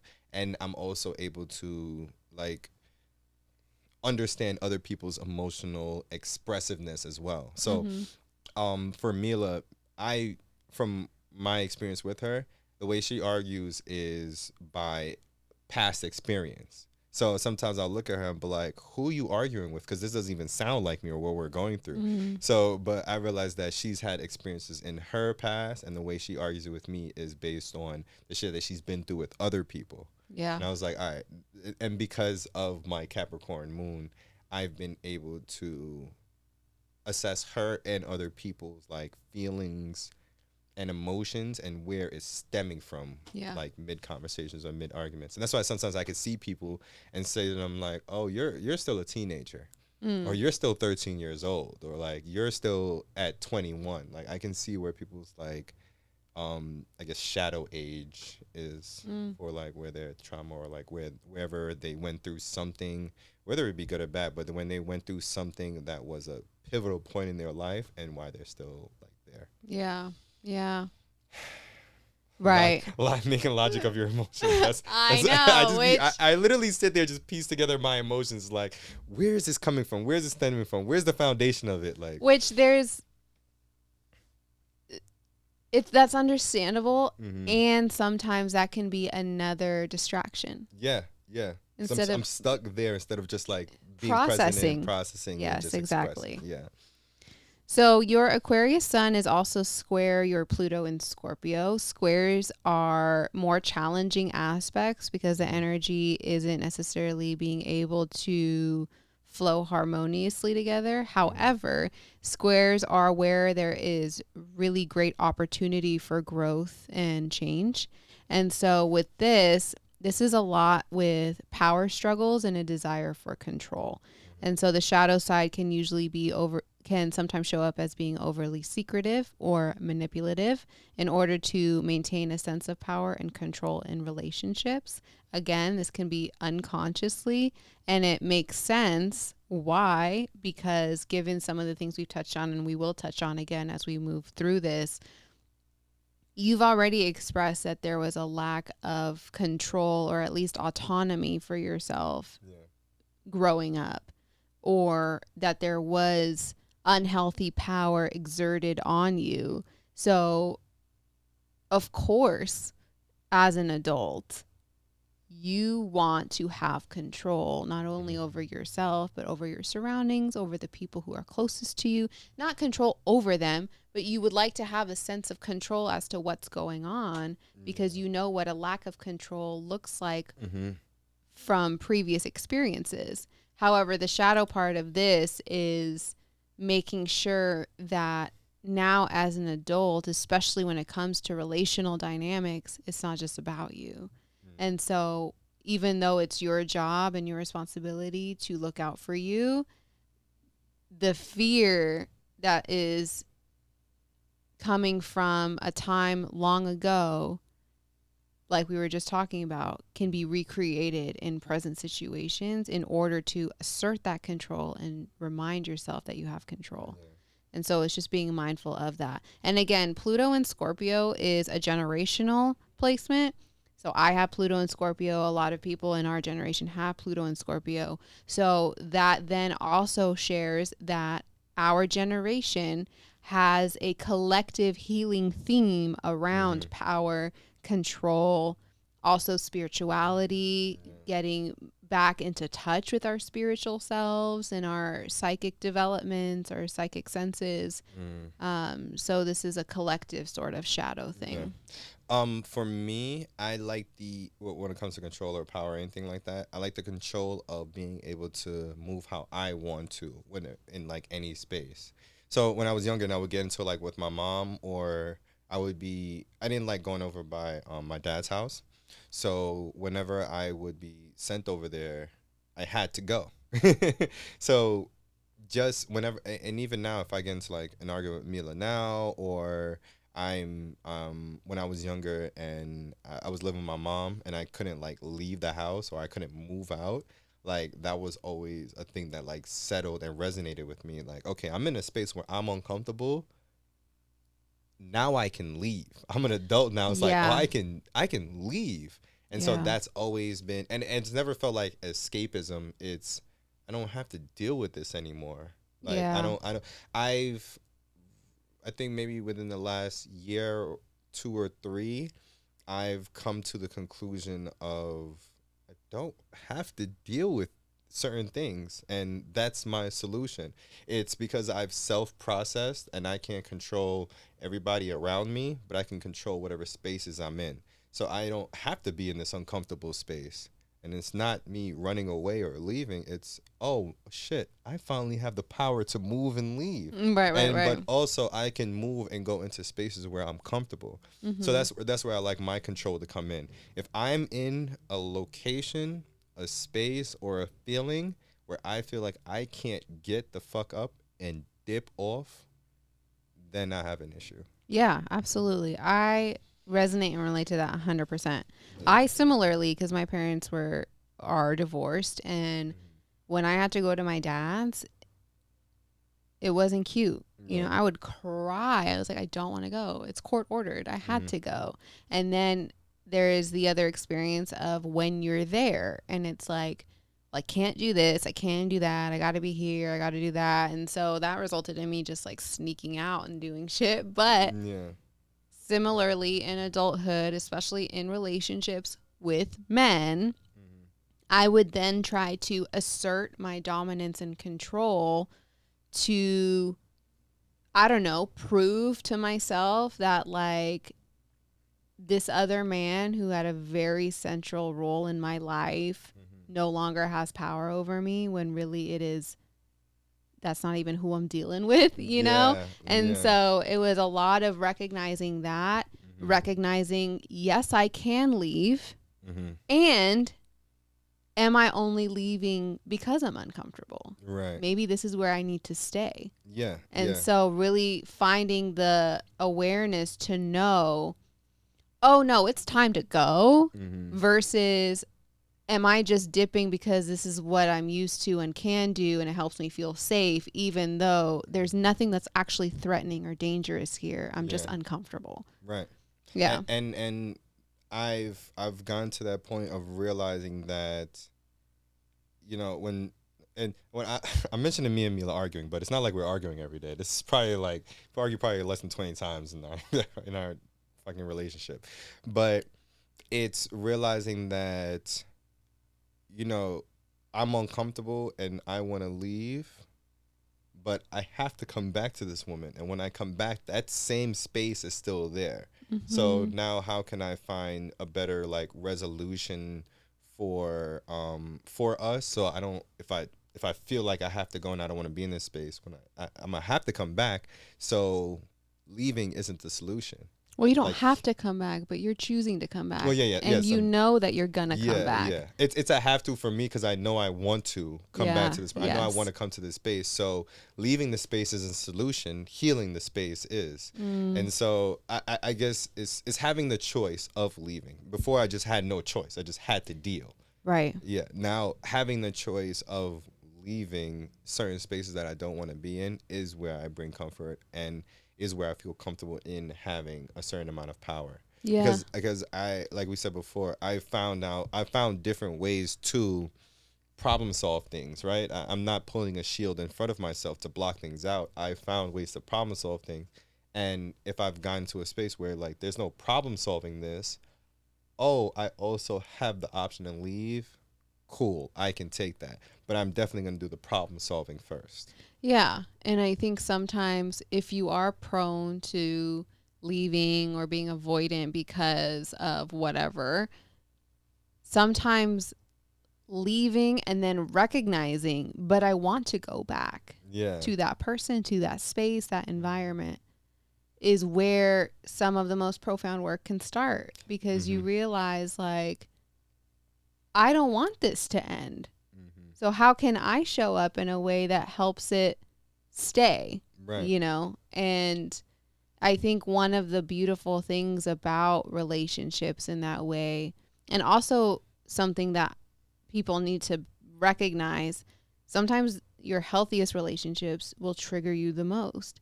And the beautiful thing about it is not the triggering, it's the fact that you're now in an environment where you can unpack this with and process it. It's not the other person's job, but as someone who loves and cares about you, they can hold space for you while you are doing that. And I think with healthy relationships, the second you get triggered, and then especially if it's shit that reminds you of things that you've gone through in the past, like I relate to Mila on that. I've definitely said some shit to men, and it was like in the moment, my mind was like, you said that same shit to old boy, and that's not who this is. So it's like you almost feel like you're reading off a script. Yeah. And when I get that feeling, that's when I'm like, oh, okay, this is something else. Like, this is something else I need to do work on. And so it's really assessing the environment you're in, the person you're with, and recognizing shit's still going to come up regardless of how amazing they are or the relationship is, but realizing it's coming up because you're finally in a place where it can be released. You're safe. Yeah. and honoring that instead of pointing the finger and being like, fuck you, because now I'm triggered and it's your fault. It's like, no, I'm fucking triggered. And again, you know, only you know what the environment is like and how safe this person is. But hopefully you're like, fuck, like this is coming up, but I can go through this journey within myself knowing I'm supported by this other person. Yeah. And now because of that, our arguments are shorter. Yeah. Our arguments are less. Now it's just like, all right, we don't even arguing at this point. Now we're just disagreeing on some shit. All right, let's get through the talking part. All right, we're at the talking part, the understanding part. We're good. All right, high five. Yeah. That's beautiful. Done. Yeah. So that's where There's we're no at right loops. now. Yeah, we literally have looked at each other and said like, all right, we know we're not going anywhere, right? Yeah. We know we're gonna have to talk about this. Like we're gonna have to fix this. Let's start the journey to fixing. All right, you're not getting it. All right, I'll see you in 2 hours. All right, we fixing again. All right, let's get back to fixing it. And now it's gotten to the point where our disagreements, arguments, whatever they are, they don't last as long as when we first like start a relationship, which is natural. And yeah, I'm just happy we're here. But I love that you mentioned like we both know we're not going anywhere. Mm-hmm. There is something so special in that. Yeah, and that's why, for me personally, commitment in partnership is so profound. Yeah. Because that's where I think a lot of spiritual growth can happen. So much of our wounding is coming from a place of fear, of neglect, of abandonment, and the truth is, yeah, you can be in a committed partnership and it breaks off and people leave, whatever. But still, you can't even start to get to the root of the work if you're constantly afraid that this person's about to bounce. Yeah. Or that they aren't in it the way you are. And so there is something, at least for me, that I've noticed where commitment allows me to exhale. Yeah. Same. In a way where if you thought we were getting deep before, you don't even know. Because I was still worried about how far I could go with you emotionally, vulnerably, transparently, because for all I know, you still got one foot out the door. Yeah, I don't know where you stand. And when I talked to Mila in the beginning of our relationship, I was like, you know, the title of girlfriend, boyfriend is all cool, right? But I need to know how committed you are to me, because everybody says the title of girlfriend and boyfriend, but everybody's commitment level is all different. Right. So once I know how committed you are in this relationship, not that we're in a relationship and now I can assume that you're going to be fully committed to me. No, but you've grown up differently than me. Yeah. So what you may see or have seen in your past as what a commitment is to somebody within a relationship might be different than what I'm expecting. So I need to know what level of commitment you're at. And then now I know how to move and maneuver in this space, or how tight we are. And as we grow and go on, I can know that the commitment level is strengthening, not growing. Yeah. Because you're already committed to me, but it's strengthening, and I know where you stand. Yeah. And I do think that when it gets into not only just like marriage or relationships and things like that, but even friendships, to know how committed people are to me in my life, so I know how to maneuver with these people. Absolutely. Okay. So also, before we move on to your Venus, your Scorpio Pluto is in your first house. It's conjunct your ascendant, meaning it's very close to your rising sign, which is how you come across to people. And so to me, that is zero surprise as to why you are so devoted to your healing journey, to the knowledge of the spiritual path and all of these different things, because it's very much embedded in who you are and how you show up. And it can also be a very powerful presence, which is why people are magnetically attracted to you, like you were mentioning earlier. Yes. Can't help it. Yes. Hello. So again, it's just another example of how your life experiences have proof. Yeah. Of this isn't just some shit that's coming out of nowhere. Yeah. So your Venus is in Pisces. And so the shadow side of this can be overly idealistic or prone to romanticizing relationships. So Pisces is a sign that can sometimes get swept into illusion. And so in the past, you may have been, placing people on a pedestal or allowing, seeing relationships through rose-colored glasses instead of what they actually are. And so it's really important to strengthen boundaries for that reason, to make sure that you're not just being like run over by whatever is going on, and also to make sure you're not attracting partners who take advantage of your compassion. Very interesting. Tell me why. So what has been explained to me been people pleasing by just like brushing things off and like doing things myself and like not addressing things when they come up. So that's what my therapist told me. Like that's like my way of like how I've been like people pleasing, not actually addressing things and like asserting myself in how my emotions feel, because I don't feel like I'm going to be understood anyway. So I'm not really saying shit anyway because I don't want to be fucking bothered. So assessing those boundaries came when the people that I felt who I felt are actually close to me showed up in a certain way, and the people who I felt weren't close to me showed up in a certain way. And then that made me understand that, oh, these people fuck with me. And these people that didn't show up in a certain way, either they don't fuck with me or they only fuck with me to a certain extent. And the people that did show up for me, I was like, okay, this is how I need to keep, this is how the people in my life need to be. And this is the type of people I need to look for. So I had like, I grew more boundaries with just like bringing depth to certain relationships. Yeah. And so that made me even more interested in my thought and my mind state around death and finality and things being concluded.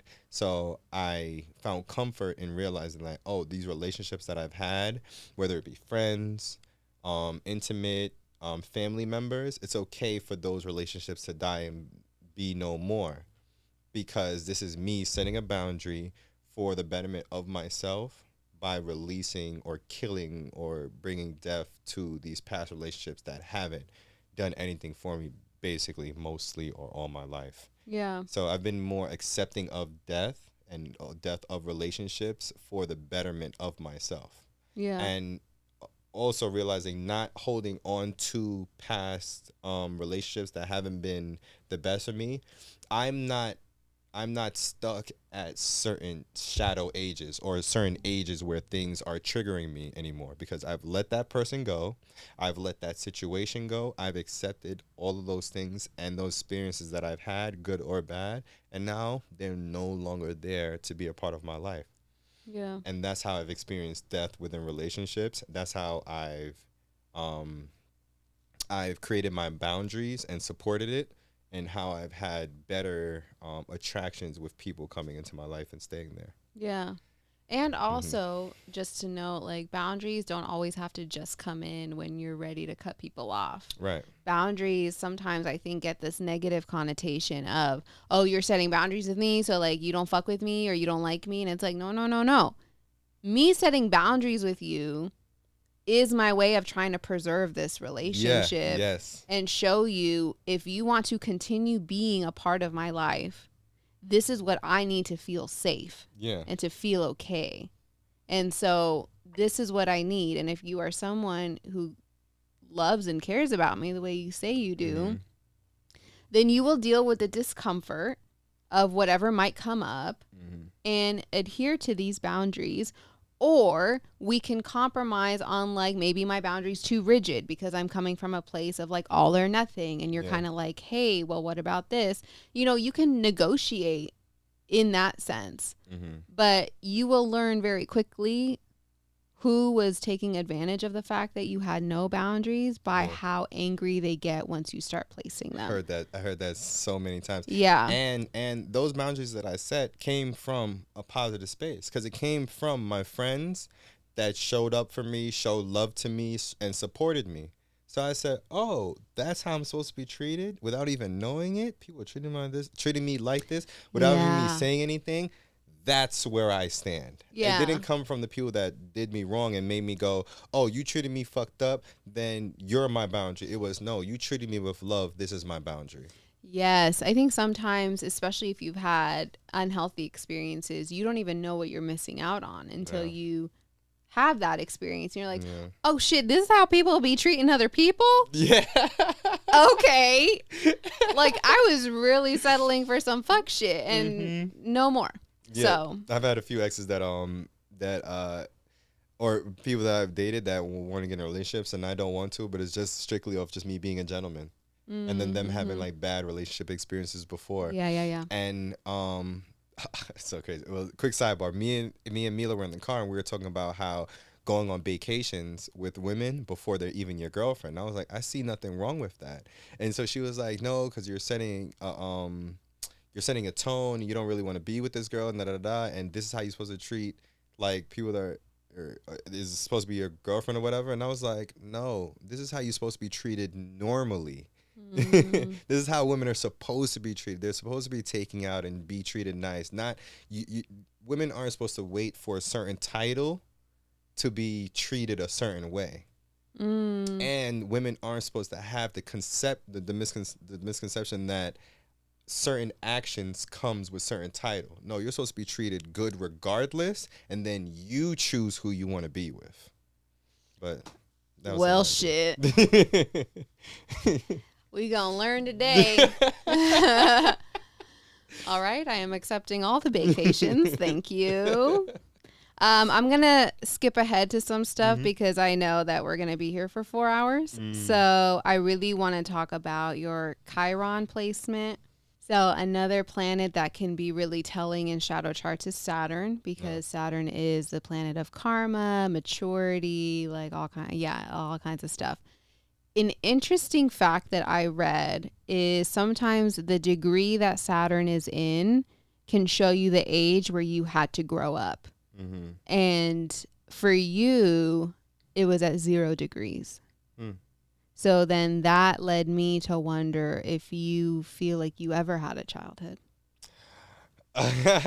Okay. Uh-oh, here we go. So, going back to me sitting with myself and somebody being there for me, my dad was married when I was born, but my dad was cheating on his wife with my mom, so I was the firstborn.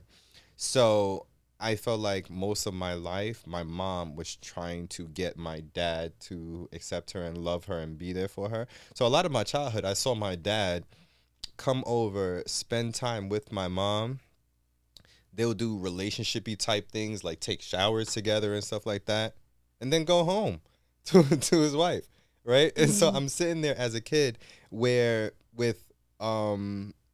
seeing my dad just like passing through, not really having the attention of a male figure in my house for me. And then also seeing my mom do so many things to try to appease my dad, right? And me just happened to be in the middle of it.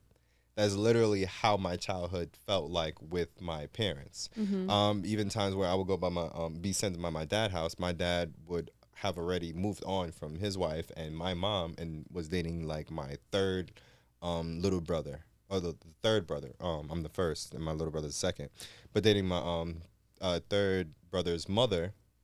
And now I'm just being sent off to my dad's house, but not even spending time with my dad and with my little brother and my stepmother. So it's like I'm never really getting this attention from both parents. I just happen to be a catalyst of a cheating husband. Yeah. Saturn is also the father in the zodiac. So it can be really specific to the father.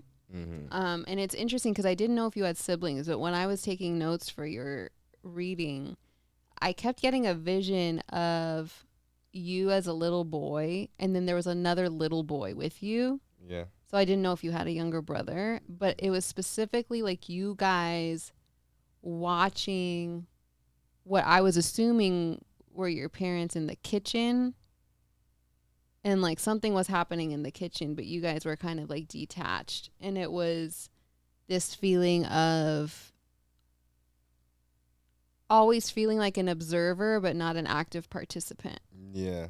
And so internalizing a lot of your experience. Yeah. It's kind of funny because I feel like my little brother was in a similar position as me, but he was in the house with the house of his mom and my dad, and they were married. So he was seeing the exact same things, but just from a totally different perspective. My little brother was a year younger than me. Yeah. So basically, like, and we grew up together. So we were the brothers that hang out together. And then after that, my other two brothers are, one is 10 years apart and one is 20 years apart from me. So it was me, my little brother, then like 9 years after, there's another little brother, and then 10 years after, there's another little brother. Wow. So that's how like our like upbringing was like. But yeah, I always felt from literally the beginning that there was no like attention on me. I just happened to drop in between like a lover's quarrel. And then that also made me feel like I had to be a leader myself. Do you feel like there was, sorry, now I'm just like intuitively. Yeah. Do you feel like because you were the child of an affair, did you feel any internalized pressure of your worthiness? Yeah, I always felt like I had to prove that I was a good kid. Yeah. I should be here. Look, I'm gonna be a good kid. I'm gonna wash dishes. I'm gonna be nice. I'm gonna say my thank yous and pleases and all the time, which happened to go well because now I say thank you and please, and I'm a gentleman to like everybody and caring and stuff like that.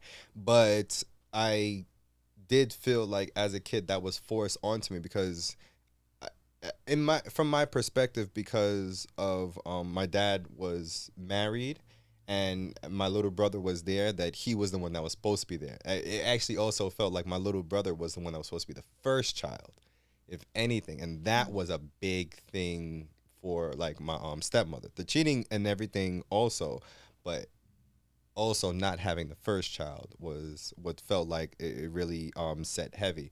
And I don't know if this was actually a thing. It just always felt that way by little things that were said like always around me. You know, you say shit around a kid, so it's like you think they're not listening and it's not sitting in, but you know, it always is. Yeah. So yeah, so I always felt like there was a pressure for me to always be good. And even from my mom, like she would tell me like, you know, be good so like I can get money from your dad so I can take care of you or whatever, shit like that. And it all like went down. Yeah. It all went down a road of like, I think I'm a good kid, but I don't even know because I gotta be one regardless. Which then breeds perfectionism. Yep. Overthinking. Yeah, and having to prove your worth. Yeah, so it's like, all right, I want to be a good person, cool, but I don't want to be forced to be one. I don't want to be forced to be nice to people because I'm worried if they're not gonna like me or not, and that's gonna be detrimental to whatever is going on in my life. So now, as an adult, I'm like saying certain things like, you don't fucking want to be here, you don't want to be around this person, you don't like this person, you don't want to continue on in this relationship or engage with these people. So why are you? Why do you feel an angst when it comes to telling somebody something that they might not like? Yeah, so it's like shit like that. That's where the people pleasing comes in. Exactly. It's all connected. Yeah. So I do two things I've always felt like I've had to be forced into was being nice to people and being a leader. So, yeah. Here I am now being nice to people and being a leader. You're not nice, you're kind. I am kind, yeah. There is a difference. Yeah. The nice is the obligation. Yeah. Kind is just a character trait. Yeah. And the unfortunate thing is that experience bred an understanding of conditional love. And so having to show up a certain way, be a certain way, do certain things, even if your parents didn't consciously place that on you. Yeah. The weight of witnessing a broken home and being a product of two people who have to secretly be together, of course, is now placing pressure on you as a little boy to be like, no, I don't want you to regret me. And I don't want you to regret that I exist. Yeah. That's heavy. Yeah. Yeah. Your Chiron and your South and North Node placement is really interesting because your Chiron's in Cancer, which is the mother, the moon. And that is a placement that can show deep pain with emotional neglect, like a lack of nurturing, a lack of a safe home environment, the lack of being taken care of, which can also sometimes then become guilt for wanting to be taken care of later. And with that, what's interesting is with your South Node in Cancer, that then shows that your past life karma, or like your comfort zone, is that nurturing, is that showing up, is that all of the things that you deeply needed and craved is what you're great at. That's your comfort zone. Yes. So I think around maybe the age, let's just say preteen, the way I knew to be a good kid was actually watching my parents be bad at it.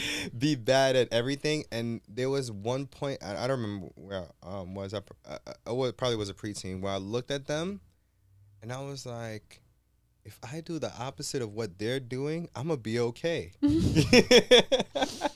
I was like, that's all I gotta do. Just do the opposite of what they're doing and I'll be cool. And seeing how my parents interacted and all the shit that was happening, I said to myself, when I grow up, I'm going to be the difference maker, right? Because my grandfather had like 20-something kids, right? Obviously, knowing you had 20-something kids is not by one woman, right? Oh. So my grandfather had 20-something kids. Then this had to be after my third little brother was born. But I was like, all right, he has 20-something kids. My dad has 4 kids, 4 different women.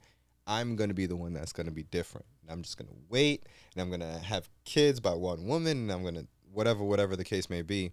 And I set that shit within myself, and I remember that shit all the time. And every time my dad would come around, my mom and my dad have arguments, and I'm seeing bullshit, and I'm going through something, I just kept saying to myself, if I just keep doing the opposite of them, I'm going to be okay. And I just stuck to it. Do you feel like that played a role in how you viewed monogamy? No. I'm big on options. So I've never viewed one as okay. I don't view polyamory only, monogamy only, or what's fucking monogamish, or I forgot what the fuck it's called. Ethical monogamy, or the with the other one that's monogamish-ish. That's actually, I don't know. It's the only other one that I've actually done to, and I can't remember the fucking name. But anyway, all these different types, I've always felt like people need to have options. It's just how it works for your said relationship. So I can be monogamous with a monogamous person if that's who I ended up with. I could be polyamorous if it was a person that like that kind of relationship dynamic called for it. So it didn't necessarily affect how I viewed monogamy, but it affected how I viewed commitment for sure. And I didn't know it as the word commitment, but just how somebody fucks with only solely you, and how they're there for just you, and what that looks like. So yeah, that's where it affected. Yeah. Well, the fact that your South Node is in Cancer means your North Node is in Capricorn, because Capricorn and Cancer are the two sister signs, and Capricorn is the father. So it's literally father and the mother. And as painful as that experience may have been, and potentially still is for you at times, in a way, your Chiron, which is that emotional neglect, the lack of nurturing, the lack of feeling taken care of, which, and again, this is no excuse. Every child should be taken care of and cared for. And in your chart, feels like the unfortunate experience that was meant to help you go from being someone who was great at taking care of others to taking care of yourself in a way where you can take responsibility for your life and to show up for yourself in the way that you hoped other people did, because it comes naturally to you. So naturally, your comfort zone is that mother aspect. Yeah. Like taking care of someone, nurturing someone. And I'm sure that showed up in your relationships too, because sometimes we tend to show up for others the way we hoped other people would show up for ourselves. I was big with finding the wounded bird in women. Oh, yeah. I can find that wounded wing and try and fix it. Yeah. That is me. I've also was asked recently, like, what's my human design? So I tried to go look it up, and it said I'm a projector. Me too. Yeah, see? which I feel like makes sense to the conversation right now, because I think what it says is a projector can see things and just, like, figure out how to make it better or, like, heal it or shit like that. I'm still learning that, so. I mean, yeah, it's all very deep, also very fascinating. Yes, happy to send you whatever you need. I texted you, remember I was asking about the human design. And immediately I was like, here you go. No, I relate to that too. And I similarly was always attracting men who were wounded. Yeah. And feeling this call to like nurture them back to health, to love them back to health or whatever. And I found that in a lot with like people around my age group too. Yeah. Where we're very, and I guess this goes into like where we are now and people being like self-aware and like expressive and stuff like that. Because while I was growing up, a lot of people were wounded trying to like heal and fix each other. And I found a lot of relationships, whether it's my relationships or like people I knew, they would go towards the people that needed help and just gravitated to like wanting to help and like wanted to fix people. But it was all like, we're young and it's all toxic and unhealthy how we're doing it. But also Chiron is also sort of like a generational thing. I don't know if it's necessarily generational because the time span is shorter, but a lot of people around your age will have Chiron in Cancer. So that is something that is being played out on a mass scale. And again, the lesson within that is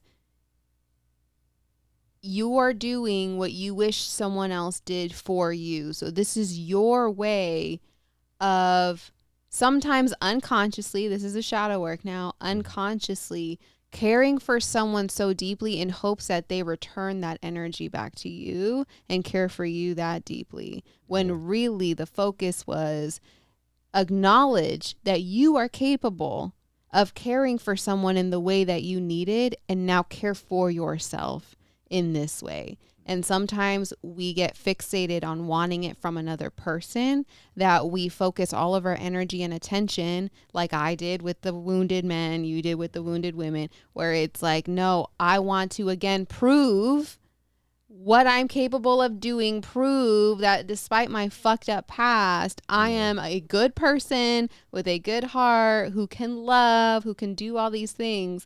And I'm asserting it onto these other people, but the person who needs it the most is you. Is me. And so it was acknowledging that. And I remember during a shrooms trip once when I was tripping balls and I was on the bathroom floor and I was like, I just kept hearing, you are the mother, you are the mother, you are the mother. And I was like, all right. And like, but what ended up sort of coming was this message of you are the safe place.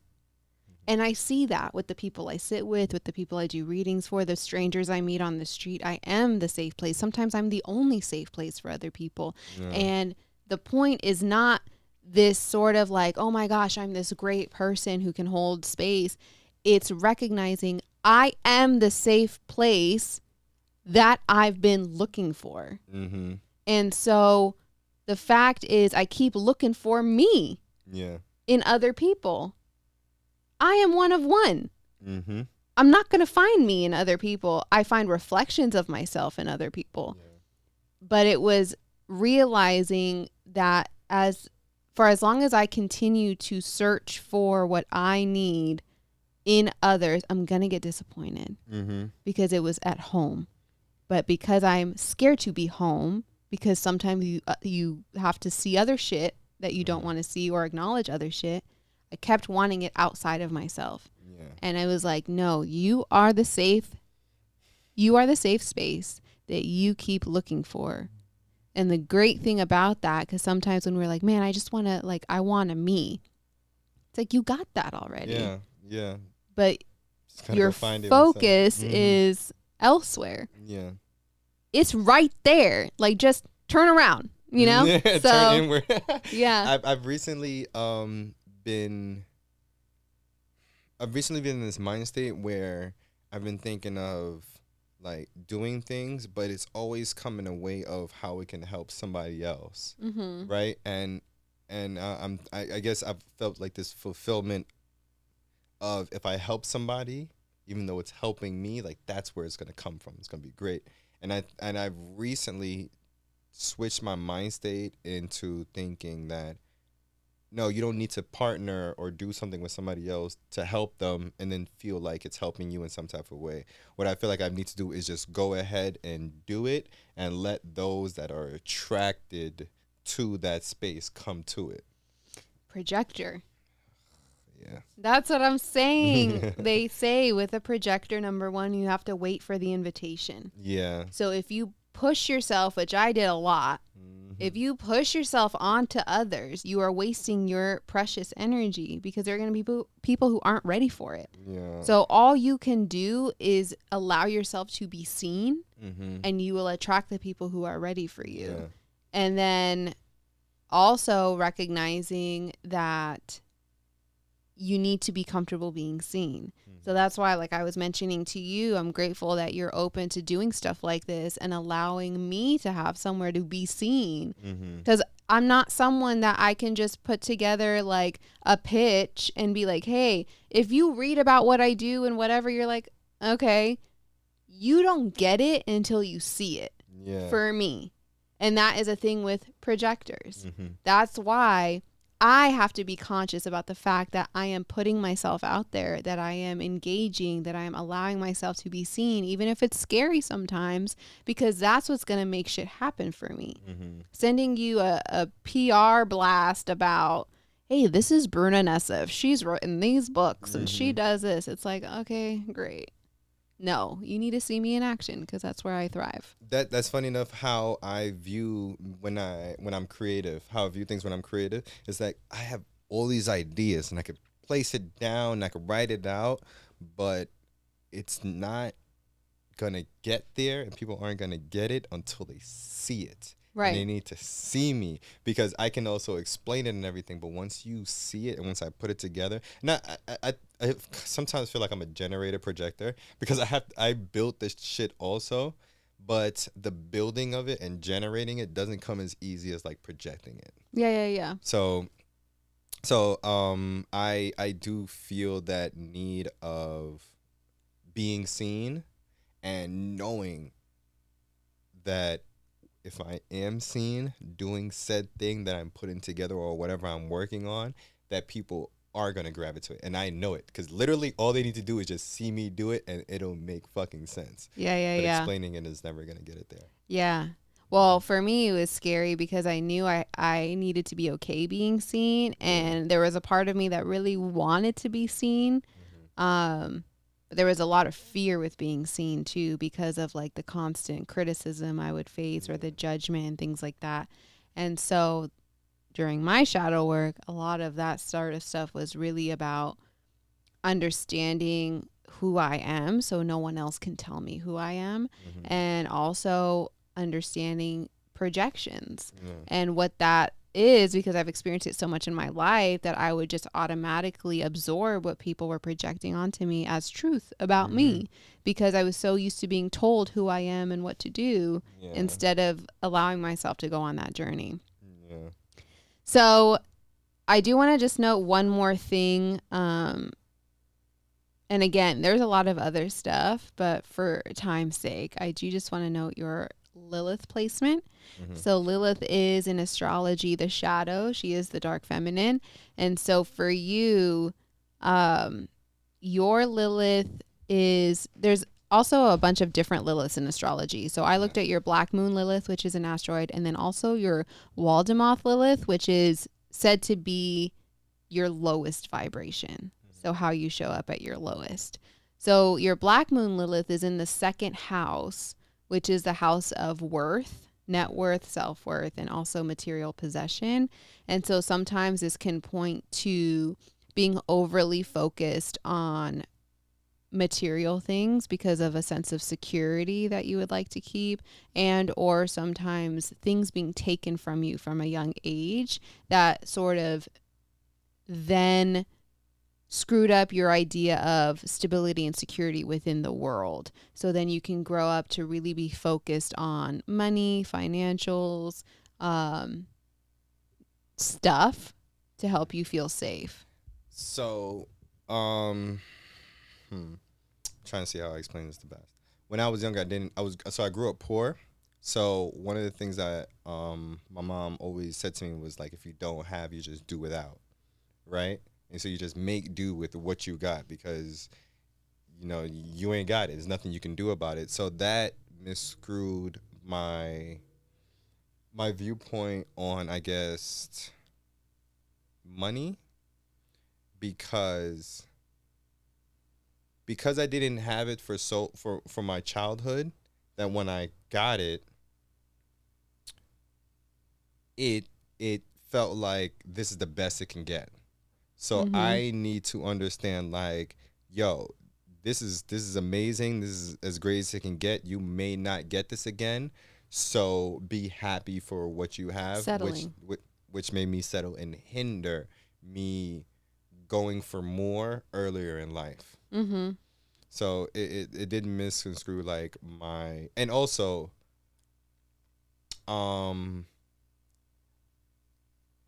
me feeling like I would never probably have certain type of experiences in the world, because when I was younger I never was able to really have it and I just had to do without that. Now I'm like an experienced addict. Like, I gotta try it because I was never able to try something before, and I never know I'm gonna try it again. So it's like, even if it costs a certain amount, like, I gotta have this experience because I was without this for so long.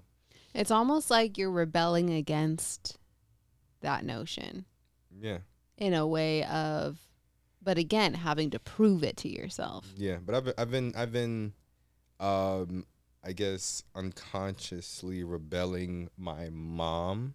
And rebelling my mom in how my mom thinks for like most of my life. So it's like the notion, she's the one that always said, like, you know, if you don't have, you do without. Or I will go to her and I'll express things that I didn't like, or that my stepmother was doing that I didn't like, or like I don't go like going by my dad, and she was like, well, you still got to do it. There's nothing you can do. Like, a lot of the things I believe that comes with me have some type of like irritation with the world is honed in on how my mom like reacted to things or viewed things. So it's like, oh, you're going to be chasing around like a married man for like how many years? Not me. As soon as I don't feel some shit, I'm out of here. Oh, you're going to tell me that, oh, like, if you can't have experience, just do it out? Not me. I'm going to figure it out, and whatever it takes, I'm going to go have those experiences. So a lot of things that was happening, it was me seeing how my mom went about it and thinking, all right, I'll just do the opposite and I'll be fine. Yeah. And so now I have to, or throughout the years, I've found that doing the opposite isn't just the answer. That's the general answer. And now I got to like get into the specifics of how I'm going to maneuver like around things or with things or things that triggered me or things that my mom did that I didn't like. Right. And also keeping in mind the intention, right? Because what I was hearing was a lot of powerlessness, a lot of, again, control being taken away from you. And so being mindful that when you are... It not being there in the first place. Right. Yeah. But being mindful that, you know, it's great you're able to acknowledge that some of these things are stemming from a mother wound, and some of these things are being driven through this force of what you experienced with your mom. However, making sure that moving forward, you are engaging in these things because you want to, not as a fuck you to your mom, because that's still giving her power.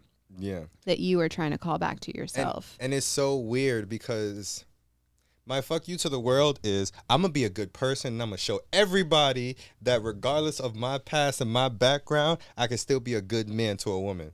So it's like... Thank you. So do it. So I find, honestly and truly, I do find that the root and foundation of me being a good person comes from like this dark source of like my parents like treating me bad or doing like negative things around me. But like you said, I'm a kind person. So which is why me seeing that didn't make me go, oh, I'm mad at the world or I'm mad at my parents, so I'm going to be mad and angry at women.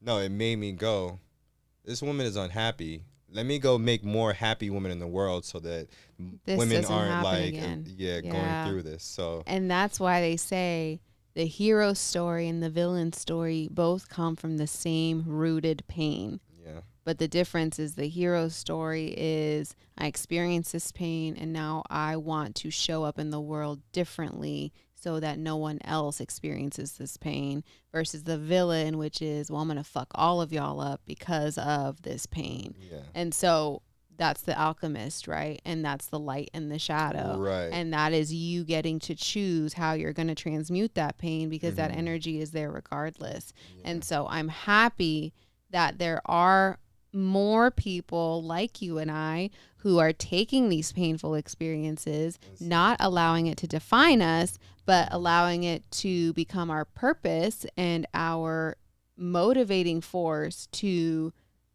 create its complete opposite in the world. Right. Because that's how you start taking shit out. Yeah. It's not becoming the monster that raised you. It's becoming its complete opposite to at least balance it out. Yeah, it's so crazy that you say, oh, when you said the alchemist, I'm sitting here thinking about like, wow, like there are people in the world that would sit here and go, oh, this is pain. I'm going to make sure that nobody else feels like this. And then there are people that go, this is pain. I'm hurting. I'm going to make sure everybody else knows how I feel. Yeah. And this is life. Like, and that's why you start to meet these people and you start to realize like, oh, this person is deeply hurting to the point where they want everyone else to feel the pain they're feeling. Yeah. And I don't have to play a role in this. Right. Versus, wow, this person went through some fucked up shit and did not allow that to turn them into someone they're not. Yeah. And that to me is the most beautiful thing you can ever experience in this life. Yeah. And both I do feel are neither, okay, well, it could be a little bit more bad than good, but I just feel like both of them can come off in a good or bad way, because a person that is saying like, oh, this is pain, I'm going to make sure nobody else feels like this, could be the people pleaser. And then the person that is expressive about the shit that they're going through is the person that, you know what they're going through, and you feel for them, and those are the people that get the help and get the support because they're expressing the shit that's their anguish. Yeah. Their anguish. Yeah. Everyone's playing a role. Yeah. You know, everyone's doing it the way they need to be doing for the collective. Some of the people who were that latter person were the biggest catalyst for my growth, because they made me face my shadow because their shadow was so loud. Yeah. It like pulled mine out from the corner. Right. And I had to face myself versus other people who allowed me to stay comfortable. And so again, it's not good or bad. It just is. It just is. It just is. And it's trusting that everyone's journey is unfolding the way it needs to for them. Who am I to know what's best for someone else? And making sure that I am just always checking in with me to know that I am showing up authentically, that I am upholding my highest value of integrity, and that I am coming from a place of love. Yeah. And if I am unable to do those things, that I don't allow it to bleed on other people. And it's so crazy because, like I was saying earlier, diving more into the shadow, it makes it easier for me to see the light. It's kind of like those people that dive more into the pain. And it's easy for that person that wants to come around and save everything to show up and be like, oh, I see your pain. You're the bird with the broken wing. Let me fix you right now. So crazy how that all comes together. Which, again, is ego sometimes. Just wanting to prove, because now that person's shadow is feeling unworthy. And they feel worthy by healing someone else or feeling needed. Wow, look at how that all comes together. Listen. So the last thing I wanted to mention is your Waldemoth Lilith, which is the energy you emanate when you're like at your lowest, or your distorted ways of thinking, or when you're trying to escape yourself. And it is in Aquarius. And so this can look like risky behavior, godlike complex. What is this one for again? This is the Waldemoth Lilith. So this is your lowest vibration. Okay, right. Risky behavior, godlike complex, and detached behavior. So healing would be finding ways to let loose and have fun, healthy ways, and also prioritizing your freedom in healthy forms of self-expression. So you're not coming from that place of like rage and pain. Yeah. This is my 20s defined. I think it's all of our 20s a little bit. But this is like literally all those three things are so specifically my 20s, and they are like what's lingering in my 30s. So they were like what I'm letting go. So I'll do risky behavior and then I'll know where to stop. So like early 20s, it was just risky behavior. Like, fuck it. I'm, like I was saying about having those experiences and going out and things like that. It's just like, oh, fuck it. I'm going to do it all because I didn't get to do it before, right? I had to just deal with... we're overcompensating. Yeah, exactly. And then when I didn't feel like I wanted to deal with people, it was easy for me to detach. And then I would just chalk that up to, I'm just an Aquarius. So Right. So that was always a big thing for me. It's like, I'm just chalking it up to like, I'm being detached because I'm an Aquarius and it's just in my sign and we just like to be our lonesome. But in my 20s, now I can be alone and be comfortable. But before it was, I was lonely and I was conflating alone with loneliness. And so the times where I was alone, I thought I was feeling comfortable and happy because it's just an Aquarius and I can let go and be by myself. I was actually very lonely and I didn't like who I was when I was alone, because the only reason I'm detaching is because of said pain from my past. Yeah. I'm not being alone because I've been around people and not really love myself. It was, I don't want to be around anybody because these people hurt me, and now I'm lonely. Isolating. Because the people I was around were people that hurt me. But the reason why these people hurt me is because these are a bunch of people with broken wings that really were exuding like their darkness and their pain that they're going through. And I want to take my ass over there and make them feel better, because my pain and all the things that I've been through comes out in me trying to like make people feel better and all these nice things. And now I'm mad It's all proving your worth again. It's all proving my worth. And now I'm mad at what they did because they're exuding their darkness because they've been through pain. Now I don't want to be around them no more because of my parents and stuff like that. And now I'm lonely.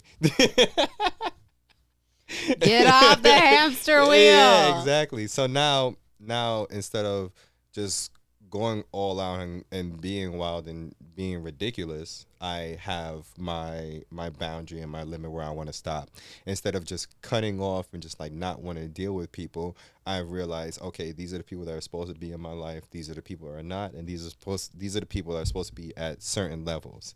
And weeding off of like those things out of my 20 and coming into like where I am in my 30s now is developing my personality in a much more mature state. Beautiful. Yeah. Right. Big exhale. Not waiting to exhale. Yeah. Woo! That's beautiful. Yeah. Oh man. I gotta have Mila do a shadow reading if she hasn't done one yet. But it really does and has literally just in this moment that we've been recording given me a lot of reflection to the things that I weren't seeing or weren't necessarily outright addressing easily. But that's why. That's the shadow. That is the shadow. So I'm happy that you were receptive to it. Yeah, I am. And again, shadow work is like, it's part of the healing journey, which is life. I think life is the healing journey. And not necessarily that healing is why we're here, but I just think it's something that goes hand in hand. There is no end point until you are no longer in this vessel. So I offer that just because I think sometimes people are like, okay, so when does shadow work end? And it's like, oh, you're not going to like the answer. Yeah, because it's always there. Yeah, so, but the difference is, and this is what I continuously remind myself to give myself credit for, is there is shit that would have taken me out for months in the past, where now it's like, next day I'm back to it, and it's the processing becomes easier because you have the knowledge, you have the tools, you have the awareness, and you're able to just let things go and let things be because you've been here before, you know, and you know what it is and you know how to move through it. So trust yourself to move through it. And so it's been very helpful in my decision making for sure. Like I've had more fulfilling decision making decisions that I've made like recently. And regardless of like wherever that direction like these decisions go down, I've always felt better and I've had better outcomes because of like the decisions I'm making. But it's only because I am very self-aware and I'm looking at what I'm doing as I'm doing it and then reassessing it like as soon as it's already happened. And it sounds like a lot, but it's all easy to do after you know and understand like where you are in the universe and like who you are. Because you are making conscious decisions, not decisions based on fear. Yeah. Oh my gosh, that is a whole other thing. Fucking decisions based on fear. Like once I stopped doing that, I realized how many people do it. Like everybody. Okay, this is all right. I realize how often people do it. Like it's way more apparent and done more often than I actually like even thought of. Because I make making my decisions out of like fun, out of like positive emotional states. But I would think that people would not make decisions based on fear. People actually make the decision because fear is a huge driver for a lot of people. And again, unconsciously. So it's not that they're like, I fear this, so this is where I'm going. It's, they rationalize it. They come to some conclusion. They, whatever the story is, whatever shadow work, like tools, the shadow, because the tools that, are there for the shadow as well. That it's like, I'm going to pick this up, put this hat on and use this. It's still fear at the end of the day. But again, that's why this work is important, because you're able to cut through the bullshit, cut through the illusions that it offers you that keeps you stuck in these self-fulfilling prophecies so that you can make these conscious-based decisions as opposed to the fear-based decisions. Am I doing this because I'm afraid, or am I doing this because I know this is what's right for me at this time? Yep. So. Yep. And doing like readings like this has helped me a lot with like not being fearful of going about things. Just knowing where I'm at has made me have less fear in knowing who I am and the decisions I make. So, what was I just about to say? I just had it into my tongue. So when it comes to like killing off relationships and like letting go of things that's happened in my past and doing the inner child work. So I do the inner child work, see myself in this like shadow space, and decide that I no longer want to be here, and I'm letting go of certain people in my life and the experiences that they've given me and the bad experiences they've given me, and through doing that, I'm not reacting to things or being triggered by things. So my response to them and my decision making isn't based off fear anymore. Right. Right. And now also when I explain to people like, oh no, I'm not scared why I'm saying this or why I'm doing this, I can now pinpoint the accurate emotion that goes with my decision making or with why I'm saying this. I don't have to say these things because I'm scared of you. I'm not scared of anything now. Right. And it's no longer acting out of manipulation. Yep. It's no longer passive aggression. Yeah. It's just, it is what it is. Yeah. For me. And that's all you can do. Right. So if like I'm sitting here and I'm saying like, oh, you need to shut the fuck up. I'm not saying you need to shut the fuck up because I'm scared you're going to say something that's going to end this relationship. You need to shut the fuck up because I'm upset and I'm talking and you need to shut the fuck up. But these are the things that come up now. And That's one way of looking at it. Sure. But with that specific emotion and explanation, I'm letting somebody know, like, I'm not scared that we're going to break up, but I am mad at you. And so now this is how I feel with this emotion and these things. But I find that people go about certain things based on the fear, based on that they're going to lose something. And then their reaction makes them lose it faster than they thought they would. Well, that's the self-fulfilling prophecy. And that's how the shadow comes to work, is cognitive bias. So it's, if this is what I fear, all that energy is going to go into proving yourself right. Yeah. Even if that's not what you want, but that's what you believe is true for you. Mm-hmm. So you're going to show up in a way that sabotages. Self-sabotage is a huge indicator of the shadow at play. Yeah. So that you get the conclusion that keeps you stuck in this cycle, because that gives you an illusion of control, because now the outcome is predictable and you get to stick to your narrative, even though it's not the story you want to play out. So part of the shadow work is recognizing, oh, I keep showing up as this character, reading off this script, playing this role that will inevitably end up in the same ending that I've seen however many times before, until I consciously choose to show up differently and to do things differently.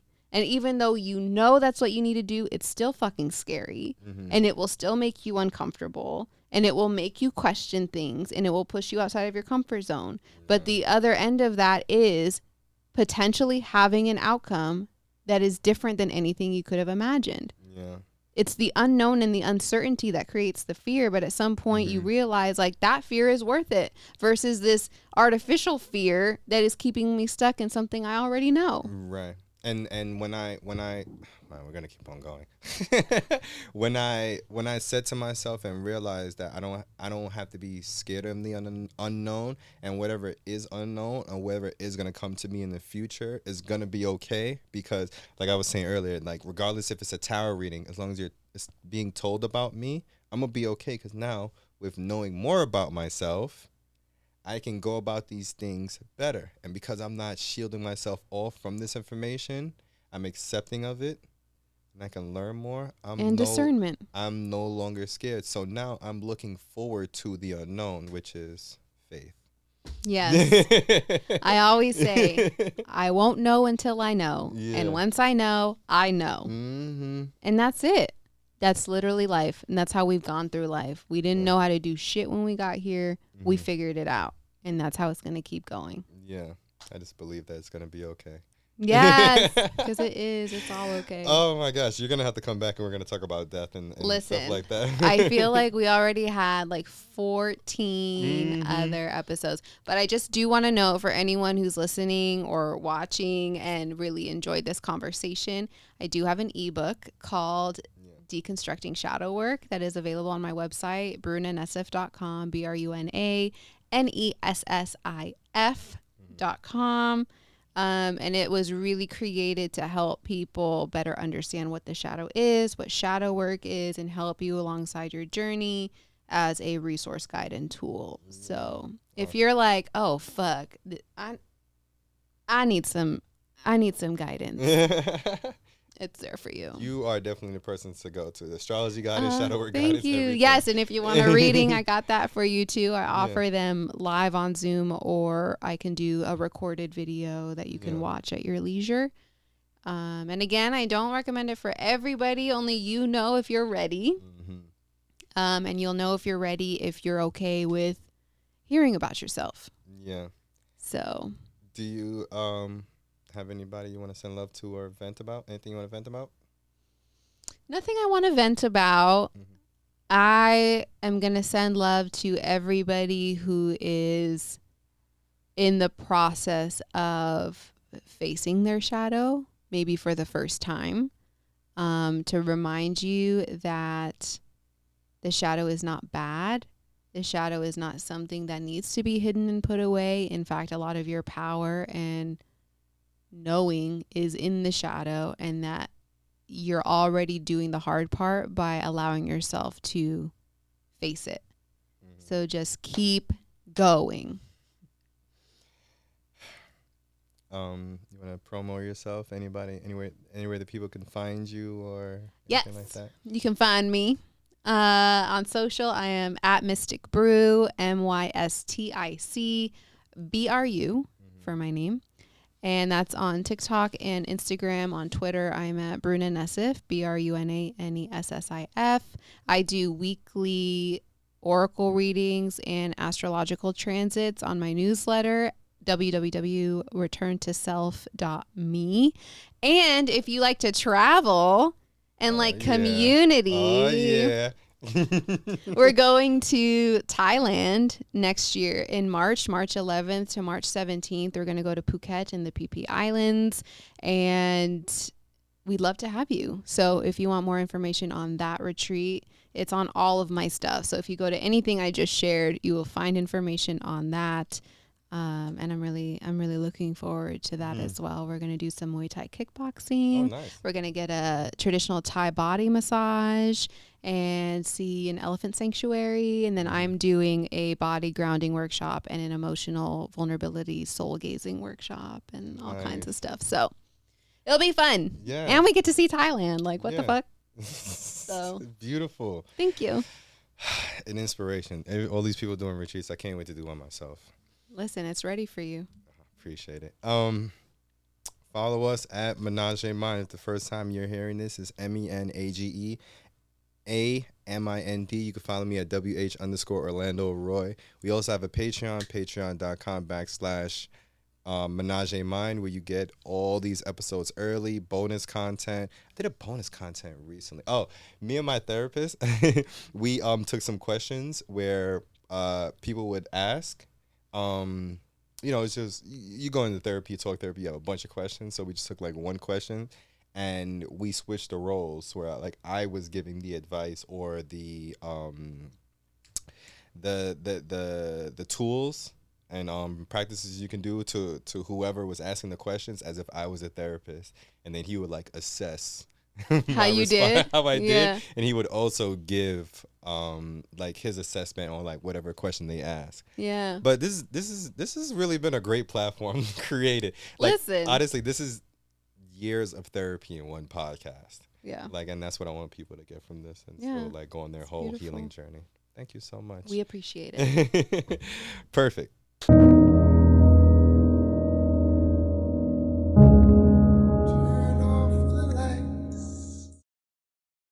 On the next episode of Ménage À Mind. Throughout your masturbation periods, would you use pornography or would you use your memories or imagination? And then you get that from Kegling. So if you Kegel while masturbating,